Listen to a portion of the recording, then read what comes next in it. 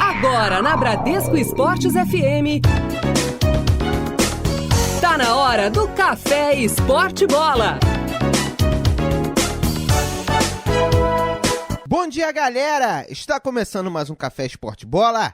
Embarque, desfrute. Vem nessa aventura comigo. Fique até às 6 horas da manhã com muitas informações. Antes do sol nascer, o Café Esporte Bola já está raiando, te deixando bem atualizado. Hoje é sexta-feira, dia 3 de julho, Dia Nacional do Combate à Discriminação Racial e Dia do Ministério da Justiça também. Nasci em 1947 Rob Rozenbrink, ex-meio de campo da seleção da Holanda. Em 76 nascia Vanderlei Silva, atleta brasileiro de MMA. Em 87 Sebastian Vettel, piloto alemão de Fórmula 1. Temos também um clube aniversariando. É aniversário do Guarani de Sobral. Completa 77 anos de existência. Na verdade, Sobral não está no nome da equipe. O nome é Guarani Sporting Clube, mas a equipe ganhou essa alcunha devido à localização no estado do Ceará. Foi fundado em 1938. Bradesco Esportes! Estamos aqui na Bradesco Esportes FM com um convidado muito especial e internacional. Trata-se do goleiro Diego, que está indo para a equipe do Vitória de Setúbal. Ele que já foi ídolo do Vitória de Setúbal, inclusive tem recebido muitas mensagens de carinho. Diego, queria que você falasse um pouco sobre essa oportunidade. Boa noite, Juan. Primeiro é um prazer estar conversando com vocês. Claro que era um projeto que eu já tinha, não um projeto como atleta de futebol, e sim um projeto de vida, voltar para morar em definitivo em Portugal, mais precisamente em Setúbal, que é uma cidade que eu adorei morar, tanto eu quanto a minha família, fomos muito felizes nessa cidade. Eu passei 2 anos no Vitória de Setúbal, foi uma relação muito intensa, onde aconteceram coisas maravilhosas, não só para mim, como para a minha família também. Voltei para o Brasil, depois de muito tempo parado, devido a uma grave lesão. Voltei para o Juventude, clube onde eu iniciei a minha carreira, e me recuperei completamente. Agradeço novamente tudo que o Juventude fez por mim, sou muito grato. O que eu sou no futebol devo muito ao Juventude, que foi o lugar onde eu iniciei. Morei por alguns anos na arquibancada do estádio, então são coisas que é impossível de esquecer. E eles entenderam perfeitamente esse convite inesperado, porque sinceramente eu não esperava isso para esse momento. E me foi oferecido 3 anos de contrato, não tinha como recusar. Só antecipou tudo aquilo que eu queria, tudo aquilo que eu desejava, e com muita felicidade estou voltando aí para um clube onde eu gosto muito, uma cidade onde eu gosto muito, onde as pessoas têm muito respeito por mim, eu também tenho muito respeito pelas pessoas também, povo simples, e eu não vejo aí o momento de novamente estar chegando aí em Setúbal. Agora, você disse que foi uma proposta inesperada, né? Você esperava voltar para morar lá. Como é que foi a tua reação ao receber a proposta, né? O momento que chegou na tua casa, sei lá, um e-mail, uma carta, um sinal de fumaça do clube que você ama tanto, né? Que é o Vitória de Setúbal, um clube que, inclusive, os torcedores te amam muito, pedindo a sua volta. É claro que foi uma surpresa, uma alegria muito grande. Depois de muito tempo jogando fora do país, eu esperava isso dentro da minha cabeça, conseguir o grande objetivo do Juventude, que é voltar, né, para a Série B. Só que o futebol é muito dinâmico, é muito rápido, acontecem coisas inesperadas. Eu achava que nesse momento eu jamais teria uma proposta como eu tive. Tenho 36 anos de idade, e me foi oferecido aí 3 anos de contrato, mais um projeto de carreira para quando eu encerrar minha carreira. Claro que eu não espero encerrar em 3 anos, eu quero sim jogar aí no mínimo 4, 5 anos, porque eu tenho totais condições para isso, tanto clínica como fisicamente, e eu amo muito o futebol. Mas receber novamente, né, como eu disse, uma proposta como essa, me deixa assim envaidecido, me deixa orgulhoso, e um significado que eu fiz coisas importantes, coisas marcantes aí nesse clube, onde as pessoas lembram e querem ter aí novamente o meu retorno. Então é uma vontade aí mútua, uma vontade aí das duas partes, e que antecedeu aquilo que eu imaginava. É claro que, como eu disse, eu esperava sim terminar minha carreira jogando no Vitória de Setúbal. Eu tinha esse objetivo, mas não esperava que isso acontecesse nesse momento. Com muita alegria aconteceu, com muita felicidade. Espero sim mais uma vez fazer um grande trabalho, que é aquilo que eu procuro fazer em todos os clubes que eu jogo. Agora, seria um reflexo essa transferência, esse convite de uma volta triunfal aos gramados, um 2015 muito bom que começou para você? Eu acredito que sim. Eu tive uma lesão muito séria, uma lesão aí que muitas pessoas e erradamente acreditavam que eu não teria mais condições de voltar a jogar futebol. Tinha muitas pessoas aí, falsos entendidos, que diziam que eu não estava mais apto a exercer a minha profissão. E claro, eu sempre fui uma pessoa muito determinada. Eu acho que para ter alcançado tudo que eu alcancei no futebol, ter conquistado aí tantos títulos coletivos, individualmente, é porque eu sou muito determinado, é porque eu sou muito persistente, é porque eu luto muito, é porque eu trabalho muito, é porque eu me esforço muito. Eu acho que é o mínimo que a minha profissão permite. Tu tem que gostar, tu tem que fazer aquilo que ama e fazer assim com muita seriedade, com muito profissionalismo. E eu sempre fui dessa maneira. Então eu não ia me entregar por causa de uma grave lesão no joelho. Eu ia sim fazer de tudo para voltar aos gramados e até mesmo calar a boca desses falsos entendidos, dessas pessoas aí que não acrescentam em nada e que não entendem de nada, nem de futebol e nem da área médica. E isso eu provei mais uma vez, e garanto que essas pessoas agora estão vendo novamente esse meu sucesso, novamente essa retomada aí na minha carreira, essa retomada aí que eu agradeço muito ao Esporte Clube Juventude, que permitiu que eu fizesse toda a reabilitação. Acabaram me contratando, fiz alguns jogos bons. Enquanto eu estava me recuperando, eu ajudei muito o grupo, eu ajudei muito os goleiros mais novos que estavam surgindo, que o Juventude é uma fábrica aí de formar goleiros, como também formar jovens jogadores, e já tem feito muitos negócios aí, vendendo aí jogadores, provando que a base do Esporte Clube Juventude é muito forte. Então eu acreditei muito sim nos meus objetivos, acreditei muito nos meus sonhos, e eles vendo esse meu esforço, eles vendo que eu recuperei completamente a minha forma física, me recuperei completamente clinicamente falando, e estou apto a exercer o futebol no mais alto nível, que é aquilo que o futebol nos pede. Agora, queria que você contasse pra gente, né, como é que foi esse seu período, né? Você fala muito esse seu período de lesão, e o que te fez continuar, apesar de receber tantos falsos diagnósticos, como você mesmo coloca, o que te motivou? Qual foi aquela força que te fez daí continuar e tentar mais uma vez e agora surpreender todo mundo? Eu fiz uma cirurgia muito séria no joelho em dezembro de 2013. Eu ainda estava no Azerbaijão, ainda tinha contrato em vigor com o clube que eu jogava no Azerbaijão, Gabala, e eu fiz toda a minha recuperação aqui no Brasil, com médicos competentíssimos, com médicos que fizeram uma grande cirurgia e me deixaram aí em condições aí de eu poder fortalecer, no caso, tudo aquilo que eu precisava para continuar a jogar futebol. Meu contrato acabou no Azerbaijão em maio, final de maio, e eu fiquei de maio até novembro sem ter propostas, sem ter aí pessoas me procurando, e as pessoas aí dizendo que eu não teria mais condições de jogar futebol, e eu por conta própria trabalhando com pessoas competentes, com fisioterapeutas competentes, com treinadores de goleiros competentes, tudo no particular, tudo eu pagando do meu bolso, sim, porque eu acreditava que eu teria condições de que apareceria alguma coisa bacana, alguma coisa muito boa para mim.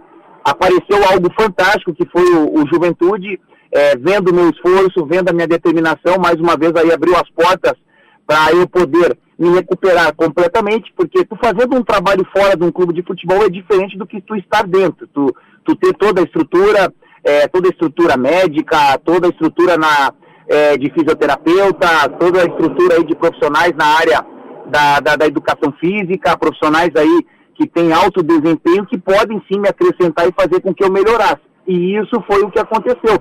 Eles viram que eu tinha condições, assinei um contrato, não me preocupando com dinheiro, até porque já sou muito bem resolvido nessa área, aproveitei muito bem tudo aquilo que eu ganhei no futebol, os bons contratos que eu tive, os excelentes clubes que eu joguei, e eu sou uma pessoa muito consciente, que sabe sim que a profissão nossa é curta, que a minha profissão é curta e que eu tenho que aproveitar o máximo e de maneira inteligente, e isso eu fiz.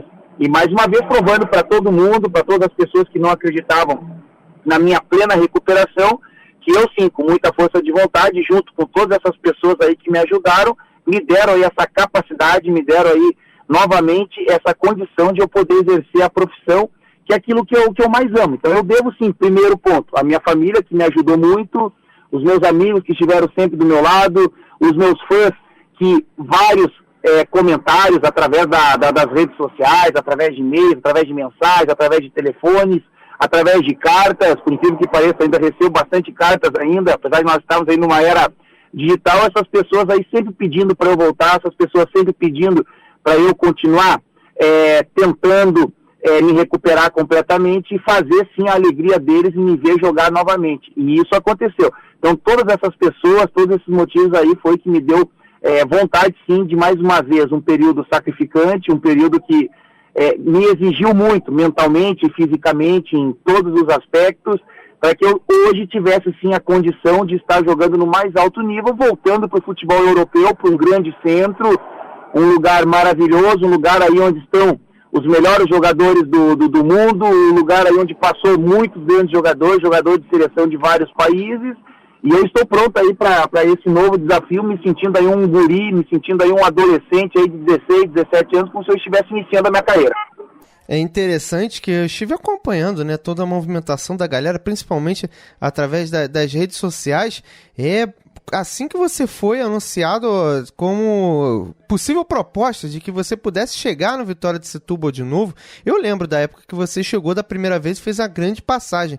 Mas nessa tua volta parece que os torcedores mergulharam na rede social e todas as vezes notificações falando sobre você, quanto você é querido, né?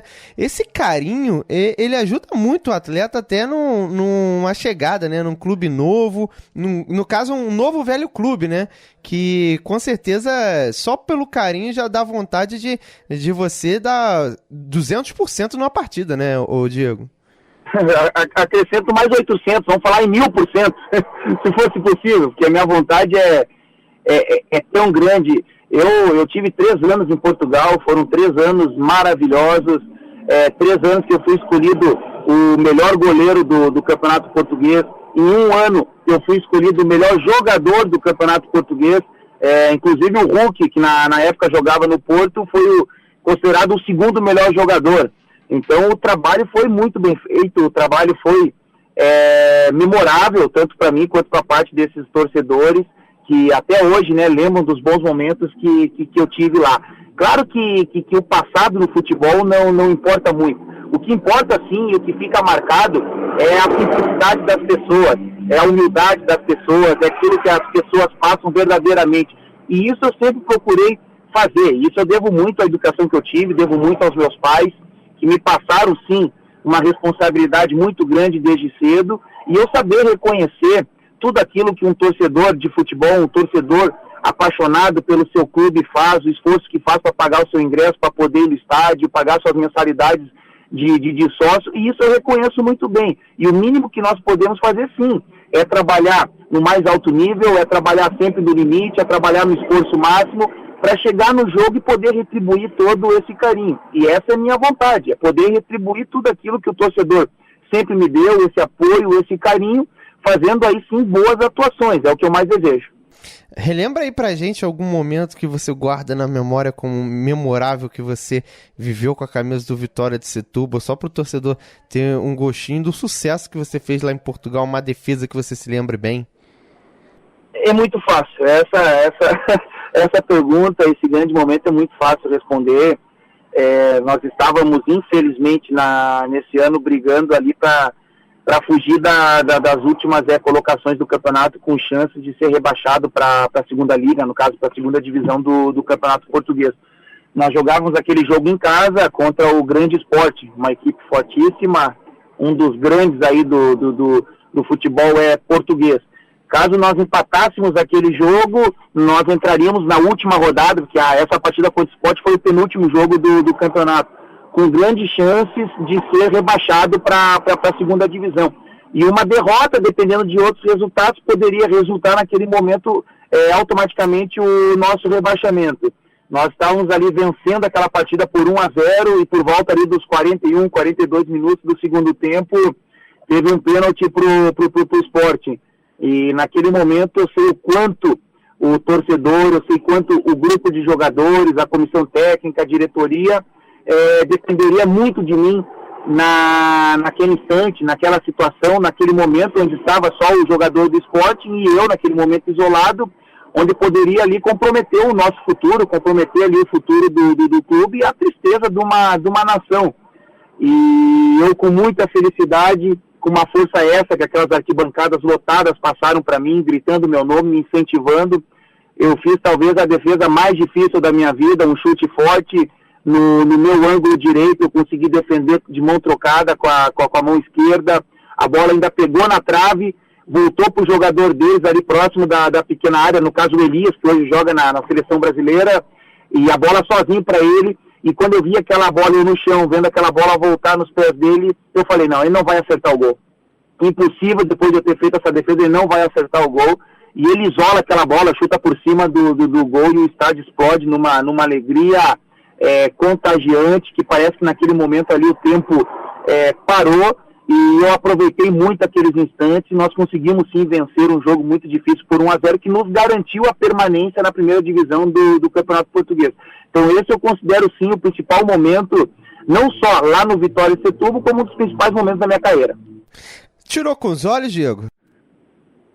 O chute do Elias eu tirei com os olhos, depois de ter feito uma grande defesa de mão trocada no pênalti. Exatamente, tirei com os olhos, tirei com o coração, e tirei com aquele pensamento positivo que todo aquele estádio tinha naquele momento de fazer com que aquela bola ali fosse para fora. Nós não merecíamos aquilo, nós não merecíamos de maneira alguma, e felizmente aquela bola foi muito longe, foi apenas ali um tiro de meta e nós conseguimos segurar aquele resultado e conseguir aquela importantíssima vitória naquele momento.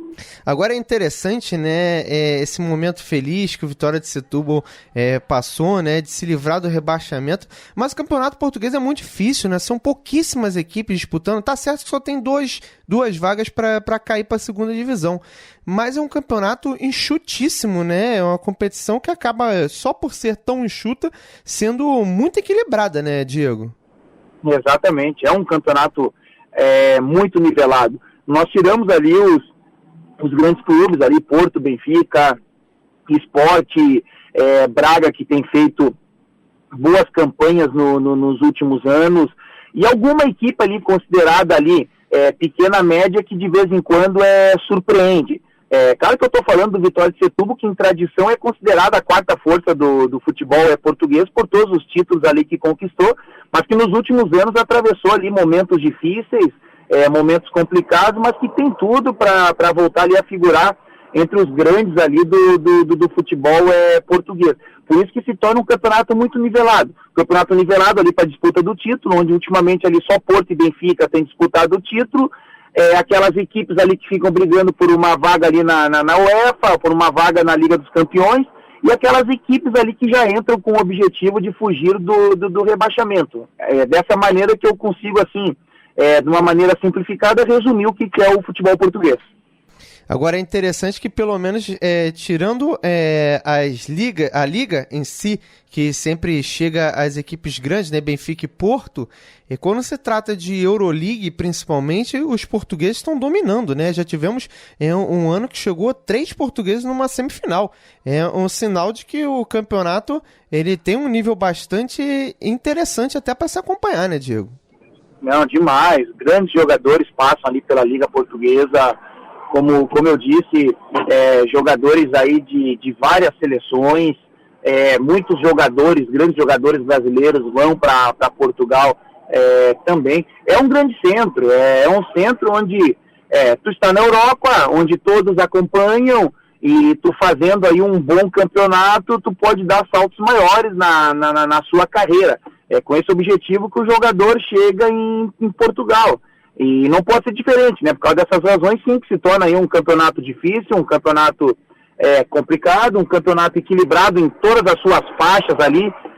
Como eu disse, aquelas equipes que brigam pelo título, aquelas equipes ali que querem uma vaga na Liga dos Campeões, querem uma vaga na UEFA, e aquelas equipes ali que estão brigando ali para fugir do rebaixamento. Então é um campeonato que tem emoção até o fim. E reflete um pouco na Liga Europeia também, né? Sem dúvida nenhuma, sem dúvida nenhuma. Olha as grandes campanhas que Porto tem feito. Se eu não me engano, agora nessa última Liga dos Campeões, o Porto foi eliminado nas quartas de final, se não me falha a memória, fazendo mais uma vez uma grande campanha. Benfica, um tempo atrás, campeão da UEFA. Acho que teve uma final que foi Benfica e Braga, se não me engano, exatamente. Só prova o valor, né, dos clubes de Portugal, que mais ainda me enche de orgulho de poder fazer parte aí dessa liga. Agora, o que causa esse fascínio todo, né? Todo mais ou menos entendido de futebol, quando olha para o futebol português, vê Vitória de Setúbal, vê Belenenses, equipes que têm história. Talvez seja isso que cause também um pouco do fascínio de quem está olhando de fora e também de quem está lá, né? Os portugueses que são torcedores dessas equipes, os adeptos, como chamam lá. Claro que sim. São equipes, né, que têm muita tradição. Os adeptos, como tu mencionaste, que são os torcedores, eles gostam muito do futebol. Eles têm uma paixão por seus clubes muito, muito grande. É um fanatismo enorme, e isso é bonito de se ver. E eles nos inspiram. No caso, eles inspiram os jogadores a entrar dentro de campo e procurar fazer sempre o seu melhor. Então são esses fascínios aí que tem, né, o futebol português, que tem esses grandes clubes, que alguns ali já incomodaram muito Porto e Benfica, fazendo campanhas sensacionais. Eu falo isso se nós pegarmos aí a década de 60, se nós pegarmos aí outros anos, o próprio Vitória de Setúbal já foi campeão da Taça de Portugal por várias vezes, já foi campeão da Taça da Liga de Portugal, já fez campanhas surpreendentes na Liga Portuguesa. Então isso faz com que cresça esse fascínio e que não tem apenas ali 2, 3 ou 4 clubes, né? E sim tem grandes clubes que atraem os jogadores, porque os jogadores têm vontade de jogar numa grande liga, jogar num grande campeonato como é o futebol português. E acaba sendo o berço também da galera, né? Todo jogador que se destaca um pouco, pelo menos na América do Sul, acaba indo pra lá, né? Uma espécie de adaptação, e você vê primeiro os craques que vão brilhar no mundo todo, né? É verdade, isso é verdade. Porto, Benfica, tem contratados muitos jogadores sul-americanos, jogadores aí que têm se destacado. Olha o caso aí, vamos dar um exemplo aí de Maria. Di Maria jogou por muito tempo no Benfica e agora está dando aí grandes saltos aí, jogando nos maiores clubes do mundo. O próprio Hulk no Porto, entre outros jogadores. Se nós ficarmos aqui citando isso, nós vamos passar um bom tempo com isso.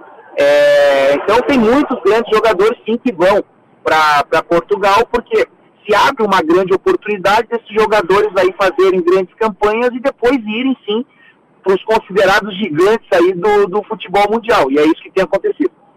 Agora, como é que você enxerga esse grupo que você vai se encaixar agora, Diego? Você vê um papel talvez um pouco especial para você também, de além de se encaixar nessa equipe do Vitória de Setúbal, ter que ser talvez um orientador, por ser um atleta bastante experiente, um ídolo que está chegando lá?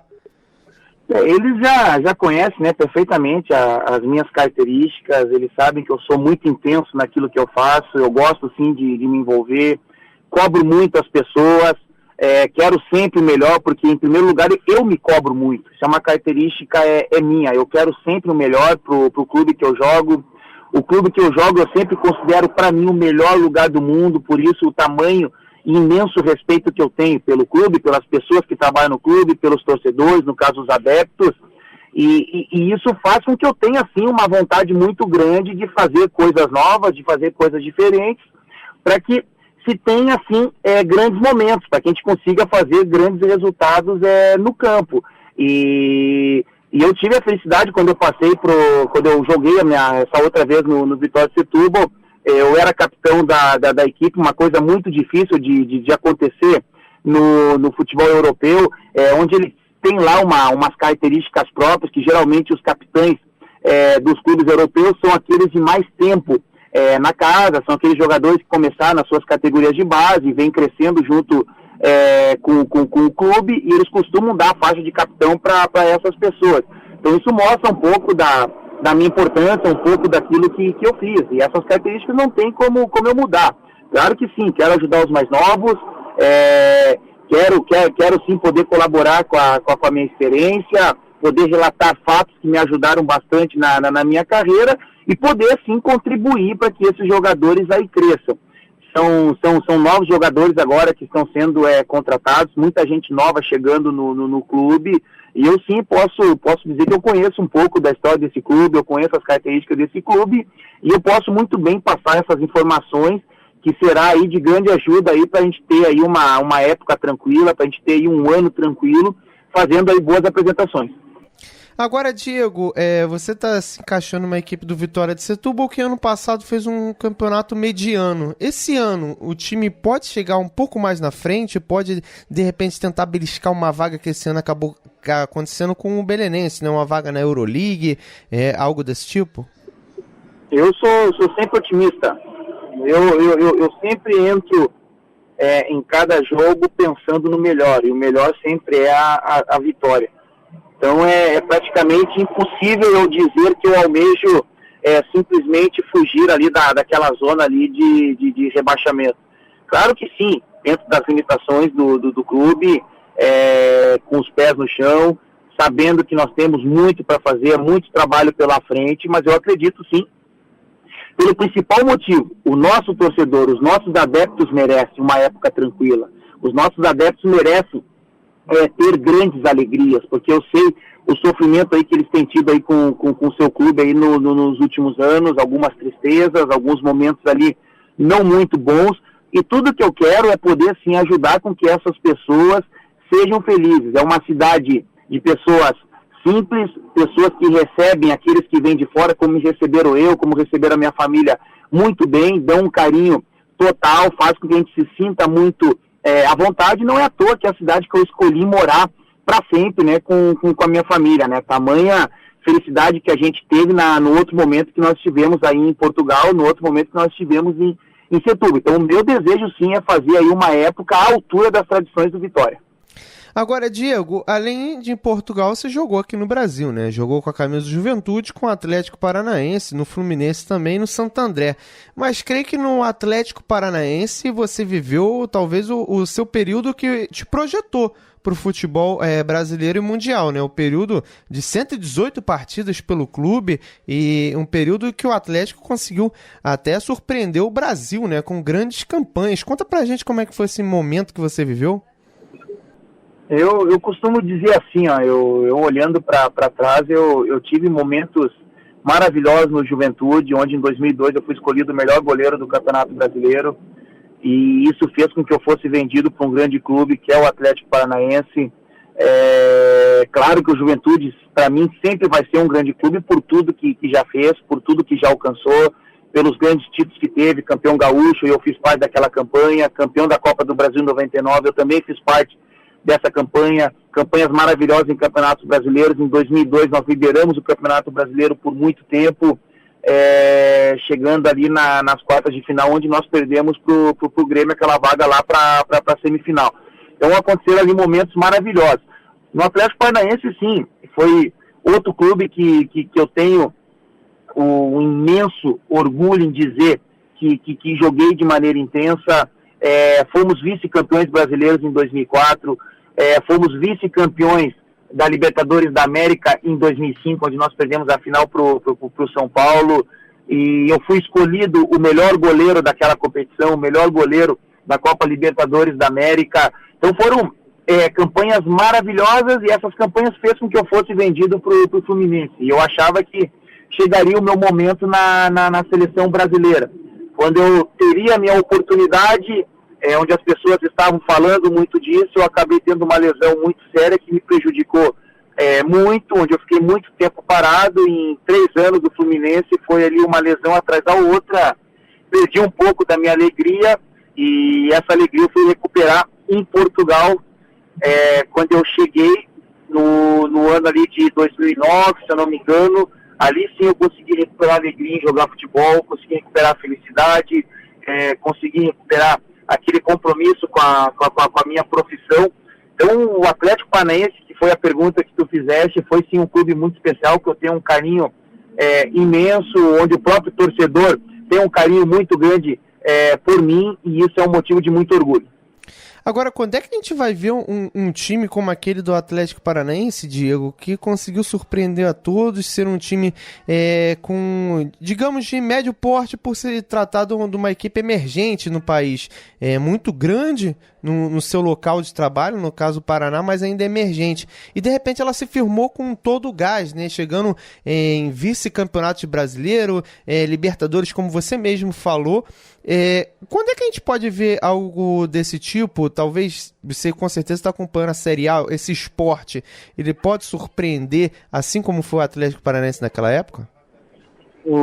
Aquela equipe de 2004, que nós somos vice-campeões brasileiros, é considerada ali por muitos a melhor equipe da história do Atlético Paranaense. Então isso só prova o valor daquela equipe e aquilo que nós conseguimos fazer naquele ano.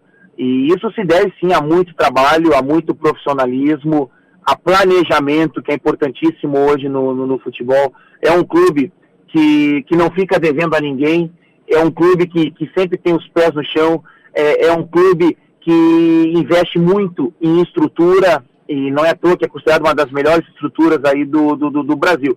Dessa maneira, sim, poderá novamente fazer boas equipes que para os outros surpreendam. Só que para quem está lá naquele trabalho, para quem trabalha ali naquele momento, sabe que não é surpresa nenhuma, sabe sim que é muito trabalho, é muita dedicação, é muito planejamento. E como prova hoje o próprio esporte, mas na minha opinião são momentos diferentes, são momentos distintos, e eu acredito, mas isso é uma opinião minha, eu acredito que o futebol brasileiro hoje é muito nivelado, tem muitas equipes ali que têm condições de chegar nesse campeonato agora de 2015, e o esporte ali terá que fazer muita força aí para manter essa liderança, porque tem equipes aí fortes aí pelo caminho, e equipes aí de muita tradição, e que na minha opinião aí estarão brigando aí até o final pelo título. Mas seria muito interessante, né, ver um clube novo ganhando o Campeonato Brasileiro, seria muito legal, né, Diego? Claro que seria para o futebol. O futebol brasileiro tem umas características, acho que é o único futebol do mundo que quando se inicia uma competição, tu tem ali talvez 12, 13, 14 favoritos ao título, coisa que não acontece em lugar nenhum do mundo.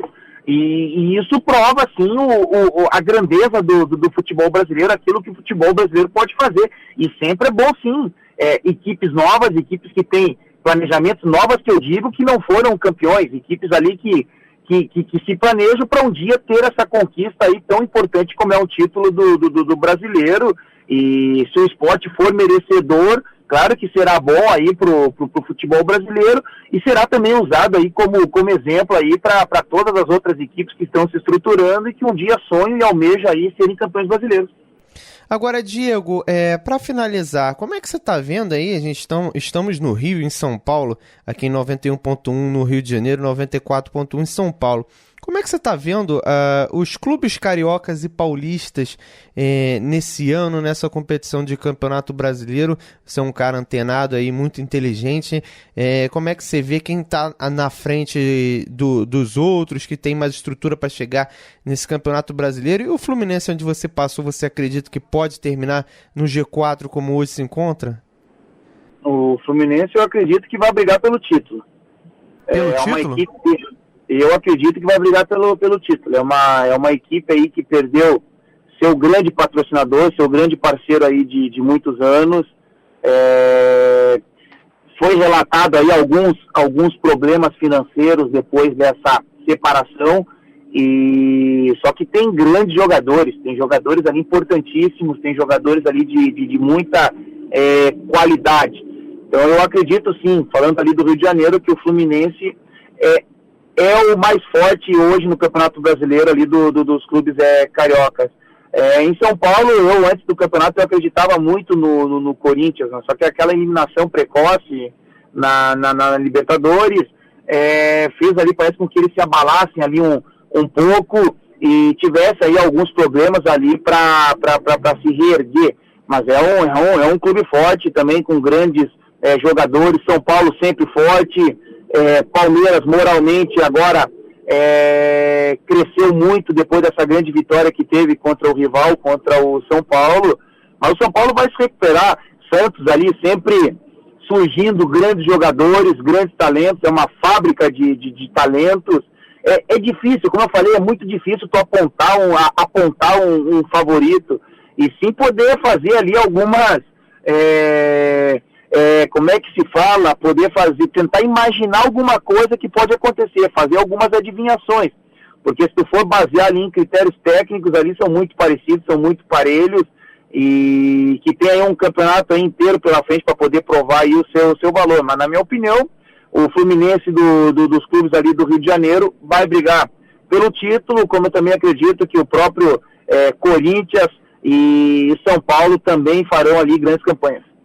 Agora, Diego, eu falei que era a última pergunta, mas não poderia deixar de passar, acabei esquecendo de fazer na hora. Você falou que esperava chegar na seleção, né, nessa passagem de Atlético Paranaense para a equipe do Fluminense.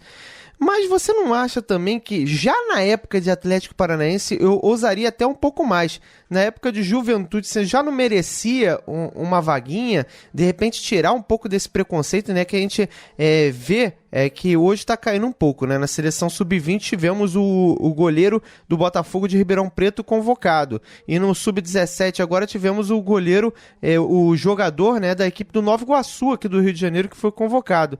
Vocês, desde a época de Juventude, já mereciam uma chance, pelo menos, para fazer um teste com você.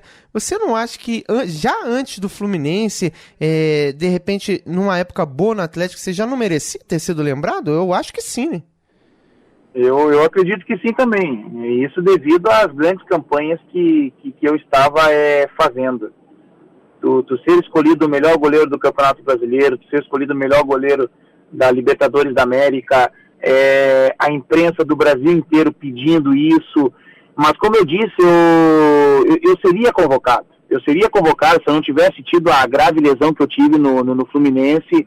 Ali seria o meu momento, ali foi o meu momento, ali eu perdi a oportunidade de vestir essa tão sonhada camiseta da seleção brasileira, e que eu afirmo para vocês, e sem mágoa nenhuma, porque já passou.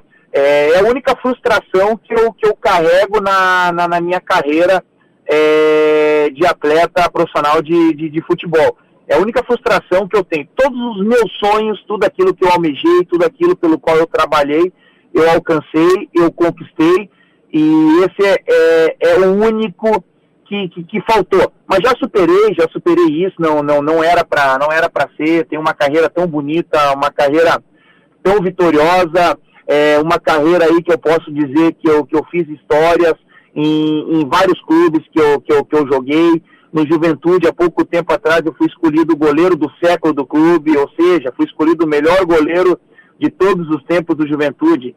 E isso é uma emoção muito grande, e só confirma o grande trabalho que eu fiz. Sou sempre lembrado como um dos grandes goleiros da história do Atlético Paranaense. No Vitória de Setúbal, a mesma coisa.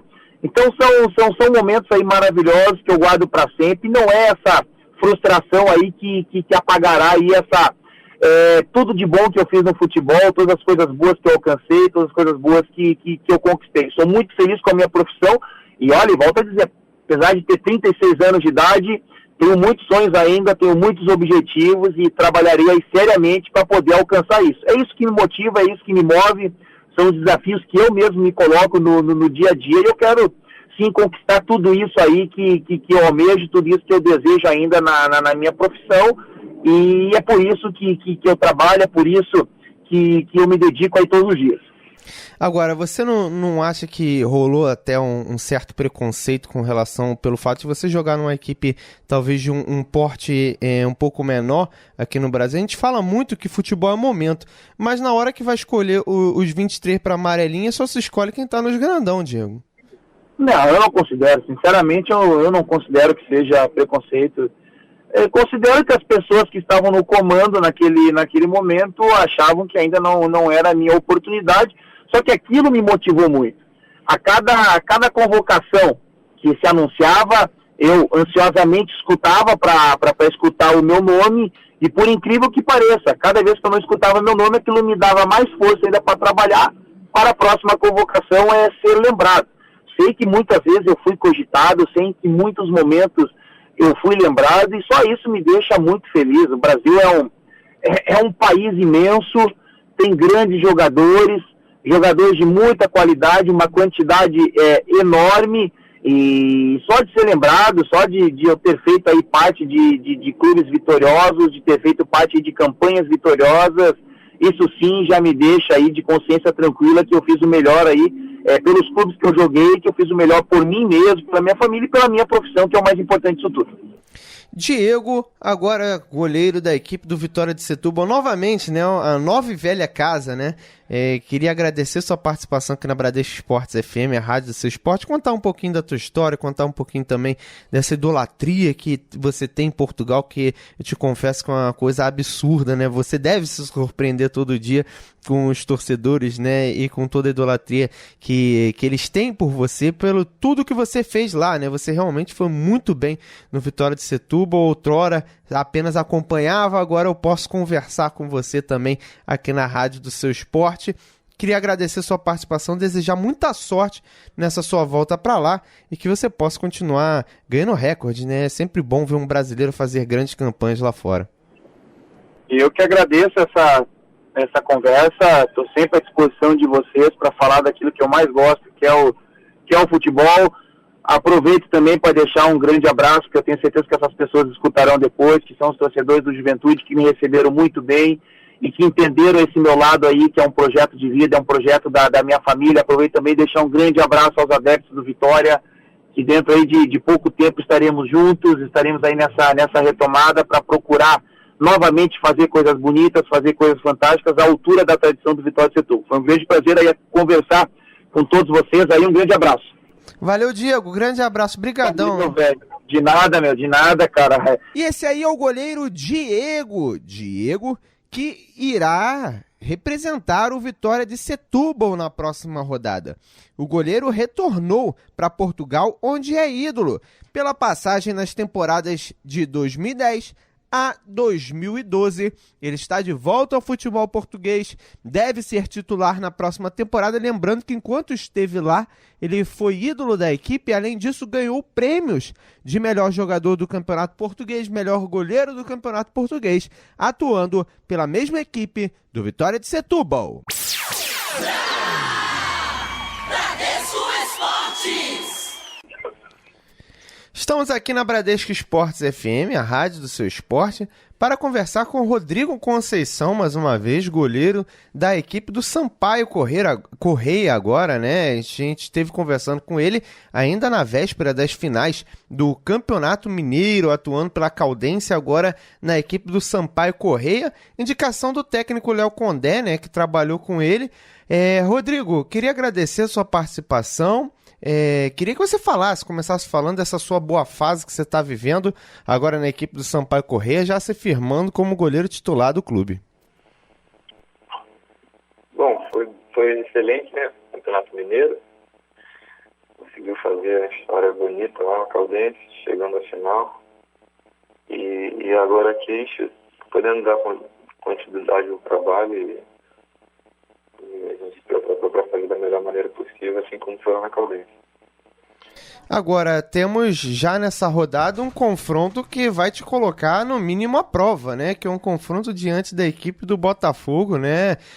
Tem então o líder do campeonato, o Paysandu tomou a posição, mas o Botafogo tem um jogo a menos.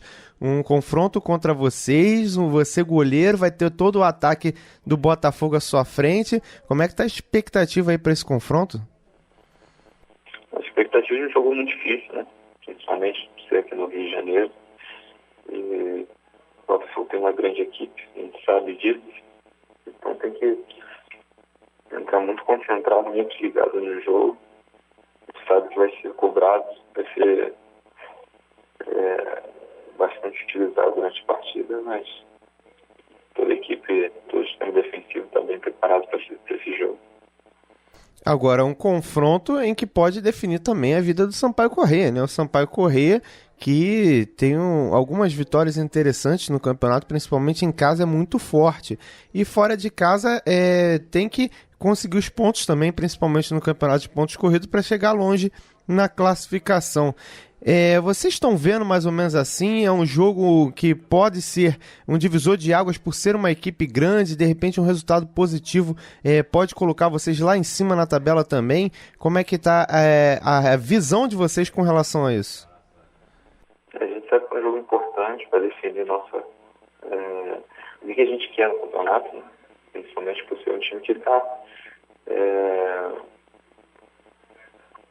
bem na competição e é um dos favoritos a subir até o título da competição.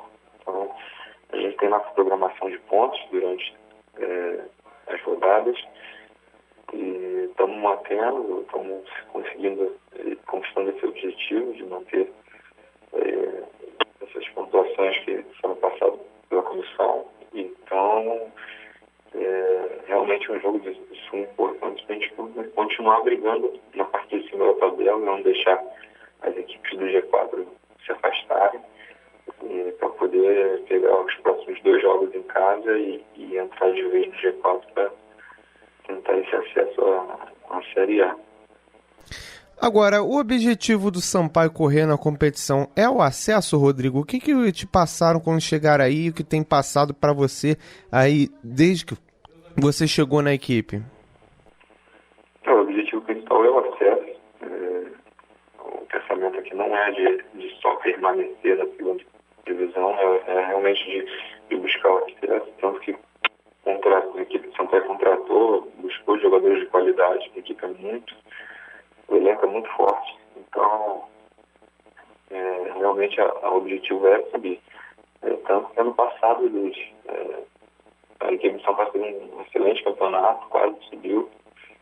E esse ano eles estão se preparando. Quando eu cheguei, a mobilização, eu vi a mobilização da equipe para esse tipo de objetivo, de conquistar esse objetivo, de subir. Então, acho que a gente tem tudo para fazer um grande campeonato como vem fazendo e buscar esse tão sonhado acesso. Agora, e o Pimentinha, como é que tá atuando aí por você? Está usando ele como um espião também? Ele atuou no Botafogo ainda nessa temporada, né? Ele pode estar utilizando dos conhecimentos dele a favor de vocês? Acho que sim, né? O Pimentinha é um excelente jogador. É uma das nossas forças no ataque. Então a gente tem que procurar utilizar todas as nossas forças nos jogos e ele com certeza é uma das nossas armas. Agora, o que vocês conhecem dessa equipe do Botafogo? Uma equipe que costuma rodar bastante o elenco, né? Na última partida, o René Simões fez 3 alterações no time. Não deu certo, mas pelo menos ele fez 3 alterações. Isso acaba dificultando até um pouco vocês saber que o adversário de vocês não tem uma equipe com os 11 definidos, o que pode atrapalhar talvez um planejamento. Como é que vocês estão vendo esse adversário?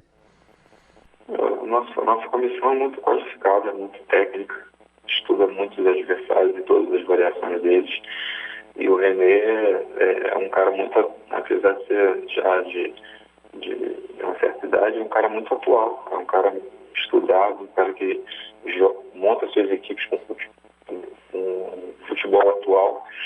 E o futebol atual é isso, é uma rotação do elenco, é mudanças de formações e ele faz isso muito bem. E a gente está estudando a equipe do Botafogo já desde o começo da semana, já para poder não ser pego de surpresa na partida. E isso a nossa comissão tem que dar os parabéns para eles, que eles são realmente excelentes profissionais, conseguem estudar, analisar os adversários de maneira que quando a gente entra em campo, praticamente tudo que eles falaram antes e facilita muito a nossa vida. Agora, e esse Sampaio Correia, ele trabalha da mesma forma, rodando um elenco, tem uma equipe titular já mais ou menos pronta, também o trabalho aí é moderno, como você mesmo definiu?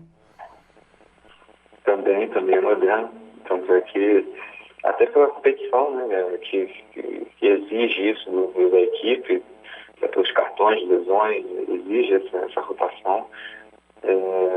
A equipe vem de 3 ou 4 rodadas com mudanças no elenco, e eu acredito que vai ser assim até o final do campeonato, justamente pelas questões de cartões e lesões. Claro que a gente procura ter o máximo de jogadores atuando juntos para ter um conjunto melhor, mas a qualidade do elenco todo tem sido posta à prova e tem dado resultado, tem conseguido fazer bons jogos, né? Eu acredito que a gente vai conseguir fazer isso durante a competição toda. Agora, vocês vão jogar aqui no Rio de Janeiro, né? O Botafogo é muito forte no Engenhão, assim como vocês são em casa. Mas tivemos recentemente um resultado do Boa Esporte arrancando um empate aqui no Rio de Janeiro. Para vocês, a ideia é partir para cima para tentar surpreender, assim como fez o Boa, por exemplo, que saiu na frente logo no início e não conseguiu segurar? Ou a questão de jogar no contra-ataque? Como é que vocês veem um jogo contra uma equipe que é a favorita pelo fato de ser uma equipe da Série A que desceu para a Série B, né? A nossa equipe, as equipes do Sampaio sempre foram equipes que jogaram para cima. As equipes do Léo Condé sempre buscaram vitórias, independente de onde jogue. Então, acho que casou bem esses dois. Então, acho que a gente vai para cima, vai buscar a vitória. É claro que a gente tem a nossa maneira de jogar, o nosso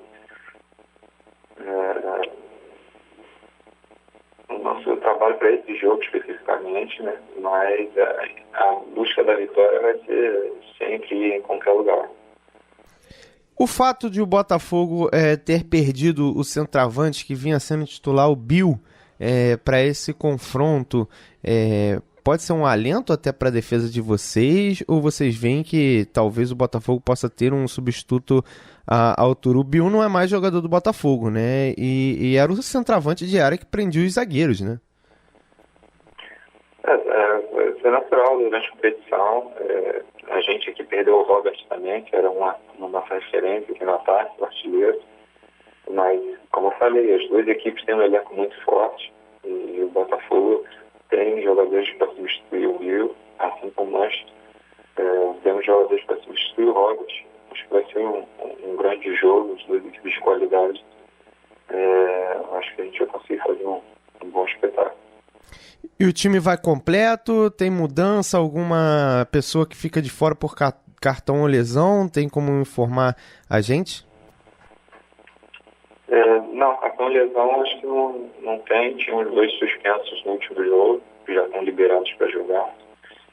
E agora vai depender do Léo montar a equipe. E eu acredito que está todo mundo preparado para esse jogo. Agora, Rodrigo, para finalizar, você chegou com um atleta com o aval do Léo Condé, né? Trabalhou com ele na equipe da Caldense. Eu queria que você falasse como é que é trabalhar com um técnico como o Léo Condé e se você se sente um homem de confiança dele, né, nessa nova equipe, né? Ele fez questão de te trazer para a nova equipe dele. É muito fácil trabalhar com ele, né? Um cara muito inteligente, muito... consegue passar as coisas que ele quer com muita facilidade e não é só a gente tem que mostrar trabalho com serviço para poder estar em qualquer clube, né? Independente de quem quer esteja nele, e ele viu qualidade no meu trabalho e acredito que tenho ajudado ele nos clubes que ele passou e isso realmente dar uma confiança tanto para mim quanto para ele, poder fazer bons campeonatos, bons resultados. Agora, ô Rodrigo, foram 8 jogos sem tomar gol no Campeonato Mineiro. Dá pra repetir esse feito no Brasileiro, tentar ousar na temporada mais uma vez? A gente espera, né? Sempre espera tomar o mínimo de gol possível. Claro que é realmente outra equipe, a gente tem que vai se adaptando aos poucos, mas eu vejo no elenco do Sampaio uma condição sim de buscar uma marca parecida. Tá certo. Rodrigo Conceição, queria agradecer a sua participação aqui na Bradesco Esportes FM, rádio do seu esporte. Acompanho o seu trabalho há tempos, né?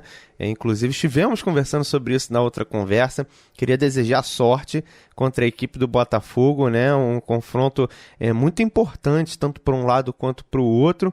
E é um carioca voltando para casa, né? Afinal, você é do Rio de Janeiro e tá vindo aqui tentando estragar a festa do Botafogo. Com certeza vai ser um bom jogo. Agradeço a sua participação.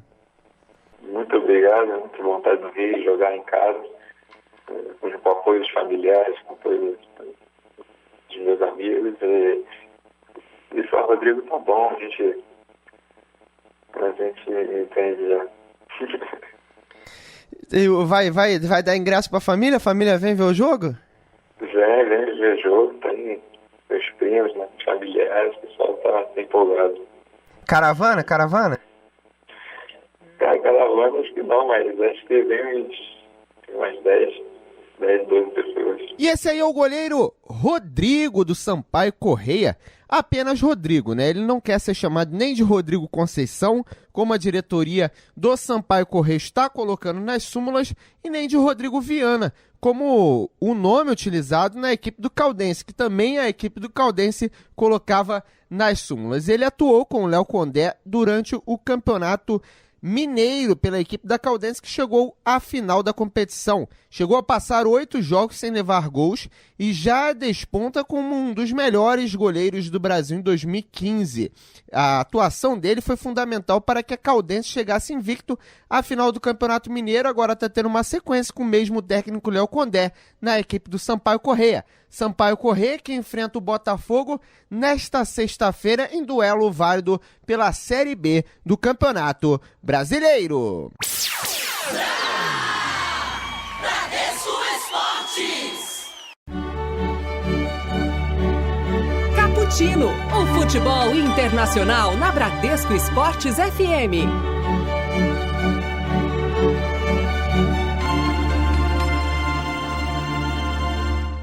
É isso aí, tocou a vinhetinha, você já sabe, chegou a hora do futebol internacional comigo, Juan Rodrigues, aqui no Cappuccino da Bradesco Esportes FM.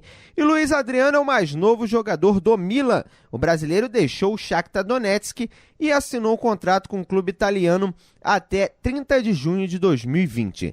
É o segundo atacante anunciado pelos rossoneri, que já haviam comunicado o acerto com o colombiano Carlos Bacca, junto ao Sevilha, faltando ainda ser aprovado nos exames médicos.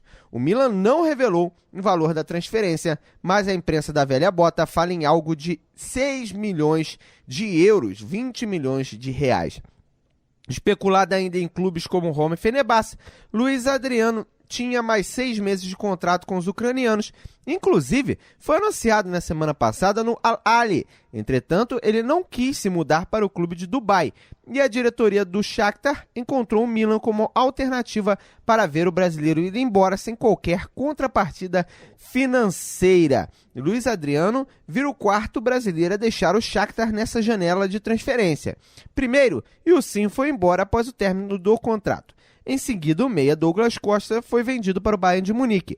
E o empresário do volante Fernando Jorge Machado informou que o ex-gremista está de mudança para a Sampdoria. Há 8 anos na Ucrânia, o brasileiro conquistou 16 títulos, marcou 128 gols e disputou 266 partidas. Inclusive, o mesmo atleta falou que poderia vestir a camisa da seleção ucraniana. Aí o que acabou não acontecendo, isso porque com o Brasil ele só jogou em amistosos.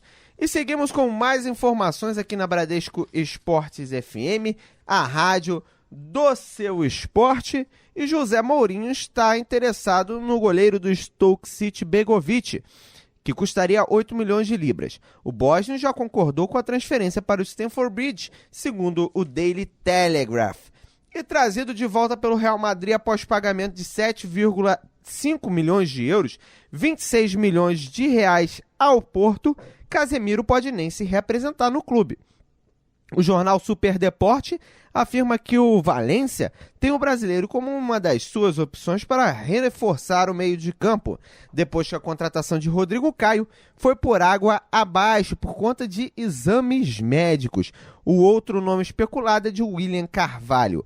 A publicação diz que a saída de Casemiro do Real não seria tão complicada, uma vez que ele é um dos estrangeiros do elenco que tem 4 jogadores extracomunitários, um a mais do que é permitido nas competições oficiais.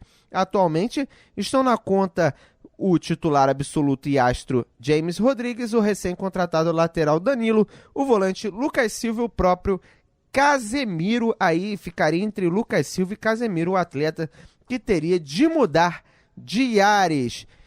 O Milan acertou com Carlos Bacca para ser o novo atacante da equipe e, segundo o Gazeta dello Sport, a multa dele era 30 milhões de euros, 104,8 milhões de reais, e o clube pagou para contar com o talento do atacante colombiano, ele que é um atleta bastante polêmico.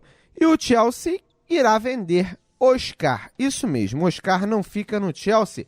Se os italianos da Juventus oferecerem menos de 25 milhões de libras, pelo menos essa quantia, eles acertam a transferência dele, segundo o Daily Express. Os Blues rejeitaram a proposta de 19,8 milhões de libras pelo meia brasileiro. E apesar da resistência de Louis van Gaal, o Manchester United já considera a permanência de David De Gea improvável.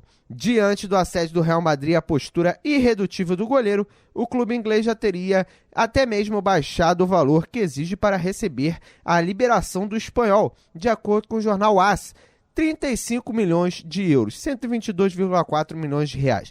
A publicação diz que o clube estava pedindo 46 milhões de euros, 160,9 milhões de reais no começo da janela de transferências. Um alto valor justamente para afastar o interesse merengue. Entretanto, a postura do goleiro fez a diretoria mudar de ideia, uma vez que não seria de interesse dele a continuidade em Old Trafford. E Quadrado, meio-campista colombiano, pode atuar como lateral também e está na mira de 3 gigantes. Inter de Milão, Juventus e Atlético de Madrid lutam pelo jogador. O Atlético de Madrid pode acertar com Pjanic para reforçar o clube na próxima temporada, mas a Roma quer 45 milhões de euros pelo meio de campo bósnio, segundo o Gazeta dello Sport. E Benítez pediu ao Real Madrid que tente contratar Fernando Llorente junto à Juventus. O atacante espanhol seria o substituto perfeito para Karim Benzema e também estaria interessado em se mudar para o Santiago Bernabéu, segundo o La Sexta. E para terminar, a disputa entre Barcelona e Juventus para ter Gerson ganha mais um capítulo. Os italianos ofereceram ao Fluminense 16 milhões de euros, 55,5 milhões de reais na última cotação, e querem contar imediatamente com o meia de 18 anos. A minuta do contrato chega ao Brasil nessa sexta-feira e os dirigentes desejam que o atleta embarque já na semana que vem para a realização de exames médicos. Existe, no entanto, o Barcelona. Em uma reunião com os representantes do Flu, na última terça, Raul Sanllehi e André Curi avisaram que a equipe catalã está disposta a igualar o que a Juve oferecer. Como já tem a prioridade de compra, pagou 3,6 milhões de euros, cerca de 12,5 milhões de reais. O Barça seguiria na frente na disputa, além de ser o desejo de Gerson.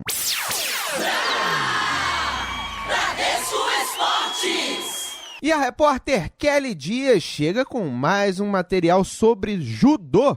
Ela entrevistou Ney Wilson.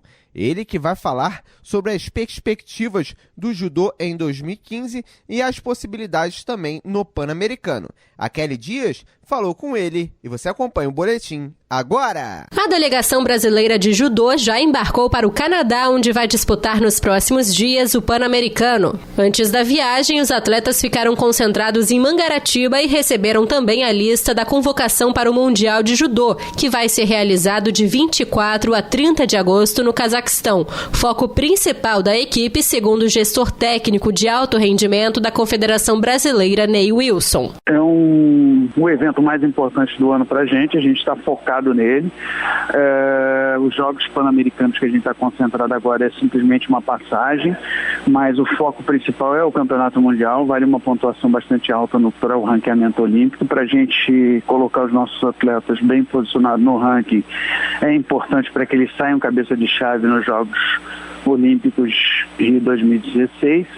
Então, todos os esforços dos nossos melhores atletas, a periodização do treinamento, foi tudo voltado para o Campeonato Mundial. Então, a gente teve uma perda bastante significativa do Baby, o Rafael Silva, que se lesionou na segunda-feira no clube dele antes de chegar na apresentação da seleção. E a gente ainda falta anunciar um atleta que devemos anunciar nos próximos 30 dias. Vamos deixar acontecer mais uma competição para a gente poder avaliar melhor e ser justo com os atletas e convocar esse nono atleta da seleção masculina. Vocês tiveram que fazer uma dobra no caso, né? São 18 atletas, a gente tem no feminino, então, representante aí no ligeiro, a gente tem a Sara e também a Natália Brista, e a gente teve também na Maria Suelen Altman, e no pesado também com a Rochelle Nunes, né?